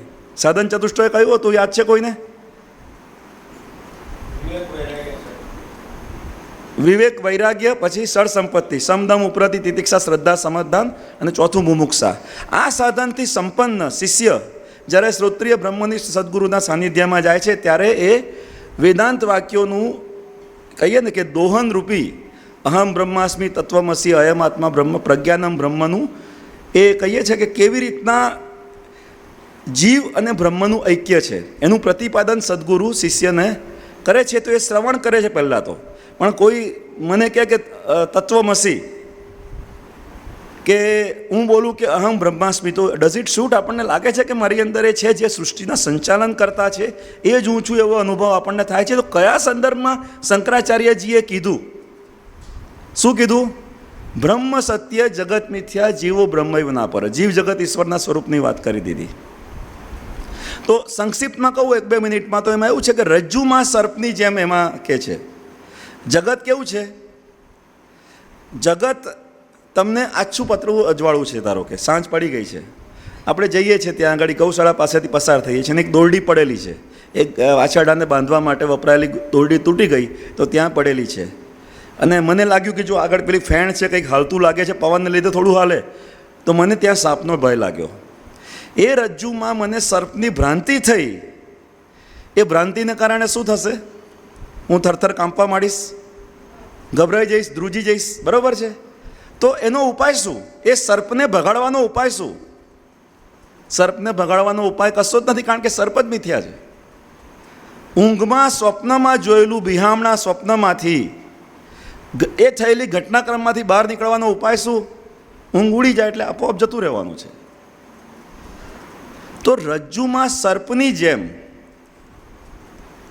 જગત એ બ્રહ્મમાં ભાસી રહ્યું છે. અને પ્રિસાઇઝલી એમ જ વલ્ભાચાર્ય મહાપ્રભુજી શુદ્ધાદ્વૈતના દર્શનમાં શું કહે છે કે બ્રહ્મ સત્ય છે ને તો જગત પણ સત્ય છે. હવે એની સૂક્ષ્મતામાં જઈએ ને તો આમ પણ બધાને હેવી ડોઝ પડે છે, એટલે બહુ મજા નહીં આવે. પણ એટલું ચોક્કસ કહી દઈએ આપણે કે બહુ સરળ ભાષામાં શુદ્ધાદ્વૈતના સિદ્ધાંતને સમજવો હોય તો ઈશ્વરનું સ્વરૂપ તો આપણે જાણીએ છીએ, સચ્ચિદાનંદ રૂપાય, હમણાં જ કીધું. તો ઈશ્વર શું છે? સત છે, ચિત્ત છે અને આનંદ છે. એટલે એવું નથી કે 3 અલગ અલગ છે, એક જ ના 3 એટ્રીબ્યુટ છે. પ્રિઝમના 3 પાસા હોય ને એ તે રીતના છે. સચ્ચિદાનંદ સ્વરૂપ ઈશ્વર છે. તો શું જીવ એ સચ્ચિદાનંદ નથી? શું જગત એ સચ્ચિદાનંદ નથી? તો કહે છે કે ના, બધું જ સચ્ચિદાનંદ છે, પણ જીવમાં આનંદ તિરોહિત થયેલો છે. અને જગતમાં સત એકલું જ છે, ચિત્ત અને આનંદ બંને તિરોહિત થયેલા છે. કેવલ અદ્વૈતમાં વિવર્તવાદની વાત છે, અહીંયા બ્રહ્મવાદની વાત છે. એટલે કે કહેવા, અને આ દર્શન સૂક્ષ્મતાથી જોઈએ ને તો એવું કહી શકાય આપણે કે ઇવન જે શંકરાચાર્ય પરંપરામાં પણ કાશ્મીર શૈવિઝમ છે ને, એમાં પ્રત્યભિજ્ઞા, હૃદયમ વગેરે ગ્રંથોમાં પ્રિસાઇઝલી આવી જ વાત છે. ને આવું હું નથી કહેતો, ગઈકાલે પણ મેં વાત કરેલી. ગોવર્ધન પીઠના શંકરાચાર્ય નિશ્ચલાનંદ સરસ્વતીને 1 to 1 મેં પ્રશ્ન પૂછેલો, ત્યારે એમણે કીધું કે સિદ્ધાંત, દાર્શનિક સિદ્ધાંત કાશ્મીર શૈવિઝમનો અને પુષ્ટિ માર્ગનો આ જે શુદ્ધાદ્વૈતનો છે એક જ છે. તો ત્યાં પણ જગતને સત્ય તરીકે સ્પંદ, કારિકા, શિવસૂત્ર, વિજ્ઞાન ભૈરવ વગેરેમાં આનું જ વિશદ વિવેચન કરવામાં આવ્યું છે. એનીવે આપણો એ વિષય નથી, પણ આ બધાની કેમ વાત કરીએ? આપણે હવે સીધા ભાગવત પર આવી જઈએ. તો પહેલાં આપણે ગઈકાલે વાત કરેલી એ સિદ્ધાંતને ફરી પાછા જોઈએ. આપણે ત્રીજા પુરુષમાં બીજા પુરુષને પહેલા પુરુષની વાત કરેલી, બરાબર છે? ત્રીજા પુરુષમાં ઈશ્વરને જોવો, બીજા પુરુષમાં એટલે કે ગુરુમાં, ગુરુજનોમાં આપણને ઈશ્વરીય તત્વના અહેસાસ થાય. અને મારા ભીતર જ જ્યારે નિરોધ સિદ્ધ થાય 10મા સ્કંદનું જે તાત્પર્ય છે, તો મારી અંદર જ એ દિવ્યતાના ચેતનાના અનુભવો થાય. તો ધીરે ધીરે it is migrating from third person to the second person and second person to the first person. This is precisely what is the sadhana. સાધના શું છે? ત્રીજા પુરુષ તરીકે આપણે જે દિવ્યતાને અને ઈશ્વરને જોઈએ છે ને, ભગવદ્ ગીતાનો 10મો અધ્યાય વિભૂતિ યોગ એ શું છે? પ્રિસાઇઝલી ભગવાનને ત્રીજા પુરુષમાંથી બીજા પુરુષમાં લાવવાની વાત છે. ભગવાને કીધું ને આખરીમાં 10મા અધ્યાયમાં છેલ્લે કે અથવા ઇન બાતો સે અર્જુન લાભ ક્યાં તુજે. જ્યાં જ્યાં જે શ્રેષ્ઠ છે ને એ બધું ઈશ્વર જ છે. ઉપનિષદોમાં પણ છે જ વારે વારે ઉદ્ઘોષ. ઈશાવાસ્ય ઉપનિષદમાં કહે છે કે ઈશાવાસ્યમ ઇદમ સર્વમ યત કિંચિત જગત્યામ જગત તેન ત્યક્તેન ભૃજિતા ભુંજિતા મા ગૃદક અસ્ય સ્વિધનમ. નરસિંહ મહેતાજીએ પણ લલકાર્યું, અખિલ બ્રહ્માંડમાં એક તું શ્રી હરિ જુજવે રૂપે અનંત ભાસે.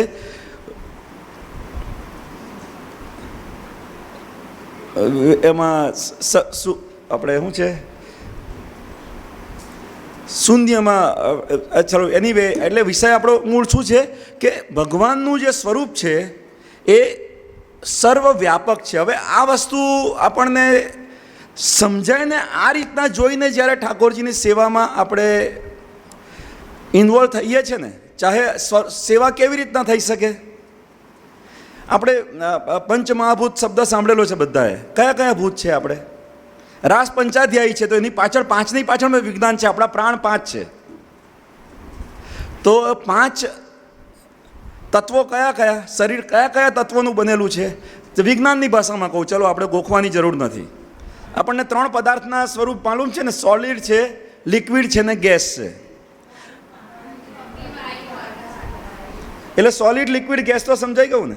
એ સોલિડમાંથી લિક્વિડ ને લિક્વિડમાંથી ગેસ શેમાંથી બને? શેનાથી બને? એના માટે અગ્નિ જોઈએ.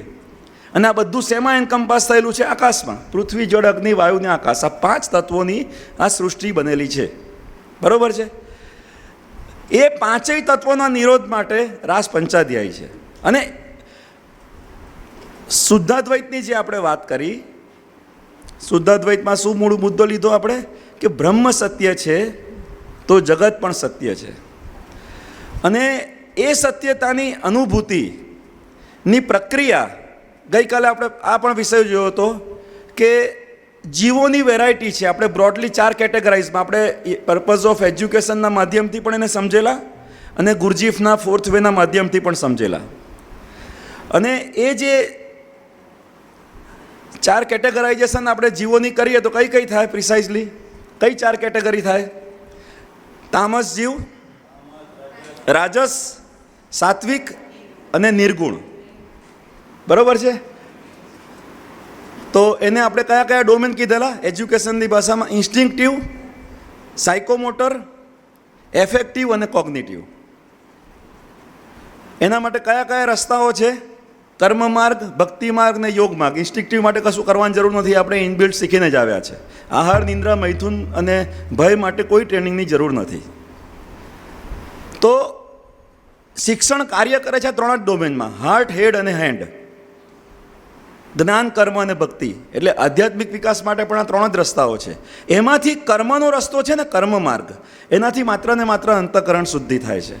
અને ભક્તિ માર્ગ અને જ્ઞાન માર્ગમાં શું ફરક છે? જ્ઞાન માર્ગ છે હેડથી હાર્ટ તરફનો રસ્તો, અને ભક્તિ માર્ગ છે હાર્ટથી હેડ તરફનો રસ્તો. એટલે કે હૃદયની શુદ્ધિકરણના માધ્યમથી બુદ્ધિમાં સૂક્ષ્મતા આવે તે ભક્તિ માર્ગ છે, અને બુદ્ધિની સૂક્ષ્મતાના માધ્યમથી હૃદયમાં વિશાળતા આવે એ જ્ઞાન માર્ગ છે. અને ગુરુજી 4th વેમાં કહે છે કે એ you can do combination of that. એને 4th વે એમને કીધો. ચોથો રસ્તો એવો હોઈ શકે કે જ્યાં જે મોકો મળે, જ્યારે કંઈક નિષ્કામ સેવાનો મોકો મળે તો કર્મયોગ પણ અપનાવી લેવો. જ્યારે કંઈક આવો સરસ મજાનું ભક્તિનું માહોલ મળે ત્યારે ભાવ જગતને પણ ખીલવા દેવું. જ્યારે આવું કંઈક મારા જેવો કોઈક આવીને કંઈક આવું જરા ફેંકી કરતો હોય તો જરા બુદ્ધિને પણ કસરત આપી દેવી. આ બધાના કોમ્બિનેશનથી આપણા પ્રોગ્રેસની એક ઓપ્ટિમમ ટ્રેજેક્ટરી બની શકે તેમ છે. તો ગંતવ્ય શું છે આપણું? ગંતવ્ય એ જ છે કે જે આપણે છીએ તે પરિપૂર્ણ છીએ, પૂર્ણમદ પૂર્ણમિદમ પૂર્ણાત પૂર્ણમુદચ્યતે પૂર્ણસ્ય પૂર્ણમાદાય પૂર્ણમેવાવશિષ્યતે અધ્યારોપવાદાભ્યામ નિષ્પ્રપંચમ પ્રપંચ્યતે. આ બધી વાતોનું તાત્પર્ય એ જ છે કે આપણે જે છે તે સહજ થઈને રહીએ. જે કંઈ વાયરસો છે એને એન્ટીવાયરસ ચલાવવા માટે આ બધી ચર્ચાઓ છે. બરાબર છે? તો સમજાય તો એ સારી વાત છે, ના સમજાય તો વધારે સારી વાત છે. કુલ મિલાકર કે હળવા ફૂલ થઈને આ શબ્દોના સ્પંદનોનો આનંદ લઈએ આપણે બધા. હવે આપણે ભાગવતમાં પ્રવેશ કરીએ છીએ. તો મેં જે કીધું કે ત્રીજા પુરુષની વાત છે, થર્ડ પર્સનની વાત. તો ત્રીજા પુરુષનું જે જ્ઞાન છે ને તે ભગવદ્ ગીતાના 11 અધ્યાયમાં વિશ્વરૂપ દર્શનમાં છે આપણને. એટલે ઓવરઓલ આપણે કહીએ ને કે ભગવદ્ ગીતા આઈ કેન સે કે it is a graduate level program. બહુ જબરજસ્ત છે આ વિષય, પકડવા જેવો છે, મજેદાર આવશે, મજા આવશે. આપણે ભણતા હોઈએ તો એક ગ્રેજ્યુએશનની એક લેવલ આવે, પછી પોસ્ટ ગ્રેજ્યુએશન આવે ને પછી ડોક્ટરેટ આવે, અને પછી we are life long researcher. અધ્યાત્મની અંતરયાત્રામાં પણ આ જ વસ્તુ છે. ભગવદ્ ગીતાનું જ્ઞાન એના વિવેચન સાથે યથોચિત સમજીને જ્ઞાન, કર્મ, ભક્તિ, યોગ, રાજયોગ બધા જ પ્રકારના સાધના પ્રક્રિયાઓને એપ્લાય કરવાની પ્રક્રિયા એ ગ્રેજ્યુએટ લેવલની પ્રક્રિયા છે. ભાગવત મહાપુરાણ આપને શું લાગે છે એ પ્રાઇમરી સેકન્ડરી લેવલનું છે કે કયા લેવલનું છે? ભાગવત એ સમાધિ ભાષા છે, શાસ્ત્રીજીએ કીધેલું છે. તો એ કયા, એના કરતાં ગીતા કરતાં ઉતરતું છે કે ચડતું છે? શું લાગે છે આપને? ભગવદ્ ગીતામાં એક જગ્યાએ આવે છે ને કે સર્વ ધર્માન પરિત્યજ્ય મામેકમ શરણમ વ્રજ અહમ ત્વામ સર્વ પાપેભ્યો મોક્ષયિષ્યામિ મા શુચ. તો એ જે વાત છે ને તેના માટે આપણી અંદરની જે પ્રક્રિયા છે ભગવદીઓનું અને ભગવાનનું 16 કળા સંપન્ન ભગવાન શ્રી કૃષ્ણના જીવનના લીલા પ્રસંગોનું જેમાં વર્ણન છે તે ભાગવત એટલે કે બીજા પર્સનમાં લઈ આવે આપણે. તો that is something which is the second person. અને આપણે કહીએ કે આપણે ધારો કે અમુક વૈષ્ણવોને જોતા હોઈશું ને કે ભાઈ 84-252ની વાર્તાઓ વાંચે, કે વલ્લભ સાખી હોય કે કોઈક વલ્લભાચાર્ય ગુરુજીની વાત છે. ધારો કે આશ્રય પદના એક અર્થ એવો પણ થાય છે કે સુર કહા કરે દ્વિવિધ આંધળો, એટલે કે શું છે કે જે ગુરુને અને ઈશ્વરને અલગ જુએ છે ને તે આંધળો છે. તો જ્યારે ગુરુમાં દેખાય છે ને ત્યારે થર્ડ પર્સનમાંથી સેકન્ડ પર્સનમાં આવી જાય છે. ઈશ્વરમાંથી ગુરુમાં લાવવાની પ્રક્રિયાનું કનેક્શન શેનાથી બને છે? તો આપણે કીધું ને 5 તત્વ છે. એ 5 તત્વને ટેપ કરવા માટે આપણે 5 દિશાઓમાંથી પ્રયત્ન કરવા પડશે. એ 5 દિશાઓ કયા છે? વદદભીરેવ સતતમ શ્રી કૃષ્ણ શરણમ મમ. નામ સ્મરણ છે. પછી સેવાના માધ્યમથી બીજું બધું જ થઈ જાય છે. આપણે કીધું નામ, રૂપ, ગુણ, ધામ અને લીલા. આ જે શ્રવણના માધ્યમથી આપણી અંદર એ ભગવદ્ લીલાનું સ્મરણ થાય છે. તો આ 5ના માધ્યમથી જે કનેક્ટિવિટીની જે પ્રોસેસ છે ને તેમાં હવે આપણે ભાગવત મહાપુરાણમાં પ્રવેશ કરી લીધો.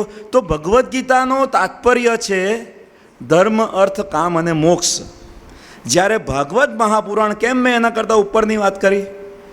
ભગવદ્ ગીતા અંડર ગ્રેજ્યુએટ છે, ભાગવત પોસ્ટ ગ્રેજ્યુએટ છે. કેમ? કારણ કે ત્યાં જેણે આ 4ને પહેલા સ્કંદમાં આવે છે આ વિષય, કે જેણે આ 4ને અતિક્રમવું છે ને તે જ ભાગવતમાં પ્રવેશવાનો અધિકારી છે. તો એ ભાગવત મહાપુરાણમાં 12 સ્કંદ છે, આપણે બધા જાણીએ છીએ. હવે સીધો વિષય પર આવું છું. એમાંના 10મા સ્કંદનું આ મંગલાચરણમાં ઉલ્લેખ છે. તો આપણે કીધું 4 પ્રકારના જીવો છે: તામસ, રાજસ, સાત્વિક અને નિર્ગુણ. એમાંથી કયા પ્રકારના, એક પ્રશ્ન છે, ચલો, કયા પ્રકારના ભક્તો માટે આ રાસ પંચાધ્યાયીનો પ્રસંગ છે? ચલો, પહેલાંનો અર્થ ખબર છે આપણને. મહાપ્રભુજીએ 10મા સ્કંદના 90 અધ્યાયને પ્રકરણોમાં વિભાજિત કર્યા છે. 5 કે 6 એક્ઝેક્ટલી હમણાં ચર્ચામાં આવશે એટલે કહીશ. તો સૌથી પહેલાં 4 અધ્યાય છે તેને જન્મ પ્રકરણ કહે છે. પછી પ્રમાણ, પ્રમેય, સાધન અને ફળ. દરેકમાં ધર્મ અને ધર્મી, ધર્મ 6 છે અને ધર્મી પોતે ઈશ્વર. એ 7 દરેકના ચેપ્ટર્સ છે. એટલે 7 ચોક 28 તામસ પ્રકરણમાં છે. એની વચ્ચે પાછા 3 પ્રકરણ બ્રહ્માજીવાળો પ્રસંગ છે કે જેને મહાપ્રભુજીએ પ્રક્ષિપ્ત પ્રકરણ કીધા છે. એટલે મહાપ્રભુજી નું એવું સુબોધિનીજીમાં તાત્પર્ય છે કે એ પ્રસંગ પાછળથી ઉમેરાયેલો છે, એવું મહાપ્રભુજીનું એ છે, અભિવ્યક્તિ છે. પછી જે 7-28 પ્રકરણો આવે છે ને તે છે રાજસ પ્રકરણના. હવે પ્રમાણની જરૂર સાત્વિક જીવોને નથી, એટલે ત્યાં સિર્ફ પ્રમેય, સાધન અને ફળ 7-21 છે, બરાબર છે. અને છેલ્લે 6 જે છે ભગવાનના 6 ભગ છે એના વિશેના 6 પ્રકરણ છે. એટલે એ નિર્ગુણ ભક્તિ તો સીધું એ એટેચ થઈ જાય, એટલે એમના માટે કોઈ અલગથી બીજી પ્રોસેસ નથી.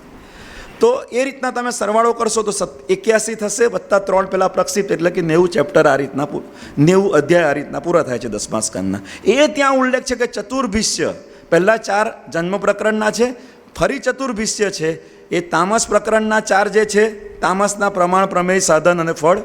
પછી છે ફરી ચતુર્ભિષ્ય એ રાજસના છે. ત્રિભિષ તથા એ શેના છે? ત્રિભિષ તથા શેના છે? હા, સાત્વિક માટે, કારણ કે ત્યાં પ્રમાણ નથી, બરાબર છે. અને છેલ્લે છે ષડબીર વિરાજતે, એટલે ભગવાનના 6 ભગ. તેવા ભગવાનને હું આ 5 પ્રકરણ છે ને 5 રીતને હું નમન કરું છું. કેટલું જબરજસ્ત એક જ શ્લોકમાં મંગળાચરણમાં આખા આપણે 10મ સ્કંદને ભગવાનની લીલાઓનું સ્મરણ થઈ ગયું આપણી અંદર. તો હવે આપણે આ વિષય પર આવીએ કે રાસ પંચાધ્યાયીનો પ્રસંગ એ અધ્યાય 29 થી અધ્યાય 33નો વિષય છે.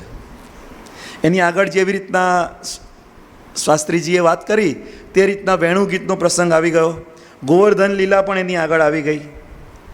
તો એ બધું તામસ જીવો માટેના કયા 3 લીધા આપણે? પ્રમાણ, પ્રમેય અને સાધન થઈ ગયા, એટલે આ ફળ પ્રકરણ છે. તામસ જીવોના ફળ પ્રકરણમાંના 7માના 5 રૂપ ધ્યાનના આ છે પ્રકરણો, અને છેલ્લા 2 છે, અને પછી જે 2 આવે છે 34 અને 35 તે છે નામ માટે, નામની મહિમા માટે. હવે સવાલ થશે કે નામ અને રૂપના માધ્યમથી ભગવાનને સાથે કેવી રીતના જોડાય? શું લાગે છે આપને? આ બધી વાતો આટલી ગહેરાઈથી કેમ કરું છું? કારણ કે આમાં જ મોડ્યુલેશન કરીને જે નવા ફૂટી નીકળેલા છે ને હિન્દુ ધર્મમાંથી, તે લોકો કંઈક પોતપોતાનો વાડો શરૂ કરે છે. બહુ ખુલ્લી વાત કરું છું, ડાયરેક્ટ ને બ્લન્ટ વાત કરું છું. તો આપણી પરંપરામાં રહેલા તથ્યમાં જે ગહન આધ્યાત્મિકતા છુપાયેલી છે ને, તો આપણે મોડ્યુલેટ નહીં થઈએ કશાથી. અન્યાશ્રય ટાળવાથી ટળતો નથી. યથાર્થ મહાત્મ્ય જ્ઞાનથી આપોઆપ જ અનન્યતા આવી જાય છે. તો આપણે ક્યાં પ્રવેશ્યા કે તામસ જીવો માટેનું જે ફળ પ્રકરણમાં જે રૂપ ધ્યાનની વાત છે તે આ રાસ પંચાધ્યાયી છે. તો હવે મારો મુદ્દો છે કે ભાઈ નામ અને રૂપ આ બેના માધ્યમથી કેમ આટલું બધું છે? આપણે નાથ દ્વારા જઈએ છીએ તો શું કરીએ છીએ? ધક્કાની વચ્ચે દર્શન કરીને આવીએ છીએ, પણ બધાને જ કૃતકૃત્ય થઈ ગયાનો ભાવ થાય. મારા જેવા હજી તામસ પ્રકારના જીવો હોય કદાચ તો વધારે વખત મંદિરમાં બેસે. અમુક લોકોને તરત જ બેટરી ચાર્જ થઈને બહાર ફરતા થઈ જાય, બટાકા પૌવાને ચામાં ફરતા થઈ જાય. તો ત્યાં શું મળે છે? શું આપણને એક ભગવાનની એક ઝલક. સવારે આપણે સંસ્કાર ચેનલ પર 2 મિનિટ પેલું આવે ને હરિશરણમ, એમાં પણ કેવું ચાર્જિંગ ફીલ થાય છે. એક રૂપ ધ્યાનથી પણ આપણી અંદર બેટરી ચાર્જ થઈ જાય છે. કીર્તનથી કેવું સરસ મજાનું આપણે સવારે ચાલતું હતું એ થાય છે ને, વી ફીલ એનર્જી. તો આ નામ અને રૂપથી કેમ થાય છે એની પાછળનું અધ્યાત્મનું વિજ્ઞાન સમજવાની વાત છે, કારણ કે આપણે તો નેક્સ્ટ જનરેશનને જોડી શકીશું. શાસ્ત્રીજી કેટલી મહેનત કરે છે. એમણે વાત કરી ને કે બાળકોને અહીંયા શિબિરો કરાવે છે, અત્યારથી એમના અમે સંસ્કાર પડે. તો આપણા બધાનું શું દાયિત્વ નથી? એકલા શાસ્ત્રીજીનું જ દાયિત્વ છે. આપણી જેમ એ પણ ગૃહસ્થ છે, એમને પણ એમના ઘરનું હું ને મારું લઈને બેસી રહ્યું હોય તો કોણ રોકે છે? આપણે સેન્સિટાઇઝ થવું પડશે. શિબિરમાં આવવાની સાર્થકતા ત્યારે જ કે જ્યારે આપણે અહીંથી બદલાઈને જઈએ. અને જે શાસ્ત્રીજીએ કીધું એ પ્રમાણે હું ખરેખર એવું ઈચ્છું છું કે જે હું રાસમાં પ્રવેશવાને લાયક નથી, આપશ્રીના આશીર્વાદથી જો એમાં પ્રવેશ મળી જાય ને તો મારું અહીંયા આવું સાર્થક છે. તો નામ અને રૂપથી આ કનેક્ટિવિટીનું કારણ શું? કોઈ પોતાની આપણે વૈજ્ઞાનિક દ્રષ્ટિકોણથી વાત કરીએ છીએ. હવે પૂરું વૈજ્ઞાનિક. આ છેલ્લો વિષય કદાચ, કારણ કે ટાઈમ આપ વારે ઘડી જુઓ છો એટલે મને ચિંતા થાય છે. કેટલા વાગ્યા? હા, એટલે કેટલા વાગ્યા? હું એ જ પૂછું છું, કેટલો ટાઈમ આપો છો તમે મને? હા, તો હું 5 મિનિટમાં પૂરું કરી દઉં. કેટલી મિનિટ આપો છો એ કહો ને ક્લિયરલી. હા બસ, તો 5 મિનિટથી પહેલાં પૂરું કરી દઉં. તો આપણે નામ અને રૂપની વાત કરીએ છીએ, એ બંનેથી અસર થાય છે, આપણે અનુભવીએ છીએ. તો આપણે વાત પર આવીએ તો પહેલાંના જમાનામાં રેડિયો આવતા હતા, બધાને ખબર છે ને. હવે ટીવી પર અમારા કઈ ગયા લલ્લુવાડિયા સાહેબ મને બધી સિરિયલોની વાતો કરે કે આટલા કલાકની આવે છે ને બધી એમને જોઈ કાઢ્યો, અને ઘણીવાર એમની સ્ટોરી સાંભળીએ તો એકદમ સરસ મજાનું આમ બહુ માઇક્રો એનાલિસિસથી કહે. તો આ એક પ્રકારનું ધ્યાન છે, નથી લાગતું તમને? ઓડિયો વિઝ્યુઅલ ઇફેક્ટથી આમ પણ કે છે એજ્યુકેશનના ફિલ્ડમાં બોર્ડ હું કેમ મૂકું છું, આજે શાસ્ત્રીજી અહીંયા બિરાજમાન છે એટલે હું ઊભો ના થયો, બાકી આજે મારે ઊભા જ વાત કરવી હતી. બોર્ડ ઉપર ભલે 2 શબ્દો લખ્યા હોય પણ એ નિમિત્તે બધાનું મન એની સાથે જોડાય. બહુ ઊંડો વિજ્ઞાન છે આ. તો નામ અને રૂપના માધ્યમથી ઓડિયો અને વિઝ્યુઅલના માધ્યમથી ચેતનાને સીધી જ અસર જાય છે. Do we all agree? આ લાગે છે તમને વાતમાં તથ્ય? મનોવિજ્ઞાનમાં પ્રૂવ થયેલું છે કે ખાલી તમે સાંભળો છો ને તો તમારા ઉપર અમુક કંઈક 40% કે એવી અસર થાય છે, પણ તમે સાંભળો છો અને જુઓ છો, બંને સાથે કરો છો ને તો 90% સુધી એનું રિટેન્શન રહે છે મેમરીમાં. બરાબર છે કે નહીં? એટલે આ જે નામ અને રૂપ એટલે કે ઓડિયો અને વિઝ્યુઅલ, તેના થકી આપણે જે મેં કીધું ને કે નામ રૂપ ગુણ ધામ અને લીલા, એમાંથી મુખ્ય વદદભીરેવ સતતમ શ્રી કૃષ્ણ શરણમ. એનું શું તાત્પર્ય છે? નામ સ્મરણનો શું મહિમા છે? નામ સ્મરણનો આ જ મહિમા છે. કારણ કે આપણી પાસે જો પણ ફરી પાછી બીજી કહું, અખાએ જે ચાપખા માર્યા છે તે પણ ખોટા નથી કે કથા સુણી ફૂટ્યા કાન તોય ન લાદ્યું આત્મજ્ઞાન. એ પણ આપણા લોકોના જીવનમાં જ થાય છે. તો મહાત્મ્ય જ્ઞાન સાથે આ બધું કરવાનું છે, હોશમાં કરવાનું છે. જે ગંગા સતીએ કીધું, આજે 3જી વાર આનો ઉલ્લેખ કરું છું, વીજળીના ચમકારે મોતીડા પરોવવાના છે, બાકી તો પછી અંધારા થશે રે. તો આ નામની વાત થઈ ગઈ. અને જે મેં વાત કરી કે ભાઈ આપણે શ્રીનાથજી જઈએ છીએ કે ભાઈ ઘરે પણ આ છે તે છે, અહીંયા યમુનાજીની ઝાંખી કરીએ છીએ તો કેમ હૃદયમાં સંતૃપ્તિ કેમ થાય છે? કેમ આપણું આખું પ્રકૃતિના સાનિધ્યમાં જઈએ છીએ તો કેમ થાય છે? કારણ કે આ 5 ultimately manifestation of the divine જ છે. દિવ્યતામાંથી એકોહમ બહુશ્યામથી સૃષ્ટિનું સર્જન શરૂ થયું. એમાં એક ચેતન છે, એક જડ છે, અને એમાંથી આખું પરમ્યુટેશન કોમ્બિનેશનથી આખું સરસ મજાનું આ સૃષ્ટિનું નિર્માણ છે. મહાપ્રલય વખતે ફરી પાછું એમાં જ જવાનું છે. તો આખી જે ચૈતન્યની જે પ્રક્રિયા છે ને એમાં જ્યાં જે સ્વરૂપમાં જેવું છે તે પરિપૂર્ણ બ્રહ્મ જ છે. ખાલી વાદળું વચ્ચે આવી જાય છે ને તેવી રીતના સૂર્ય નથી એવું ક્યારે કહી શકાય? સૂર્ય ના હોય તો કોઈ આપણામાંથી કોઈ બચી શકે? સોલર એનર્જીથી જ આપણે બધા ટકેલા છે. તો સૂર્ય નથી દેખાતો ક્યારેક ચોમાસામાં વાદળા છે માટે, ત્યારે આપણે વિચલિત થઈ જઈએ છીએ. તો આ શુદ્ધ દ્વૈતનું તત્વજ્ઞાન એ છે કે જે આપણને મેરું ડગે જેના મનરા ન ડગે, પાનભાઈ, એ અવસ્થામાં લાવીને મૂકી દે એમ છે. બરાબર છે? આશ્રય પદ સાથે આપણે પૂર્ણાહુતિ કરીએ. દ્રઢ ઈન ચરણ કેરો ભરોસો, દ્રઢ ઈન ચરણ કેરો, શ્રી વલ્લભ નખ ચંદ્ર છટા બિન સબ જગ માહી અંધેરો,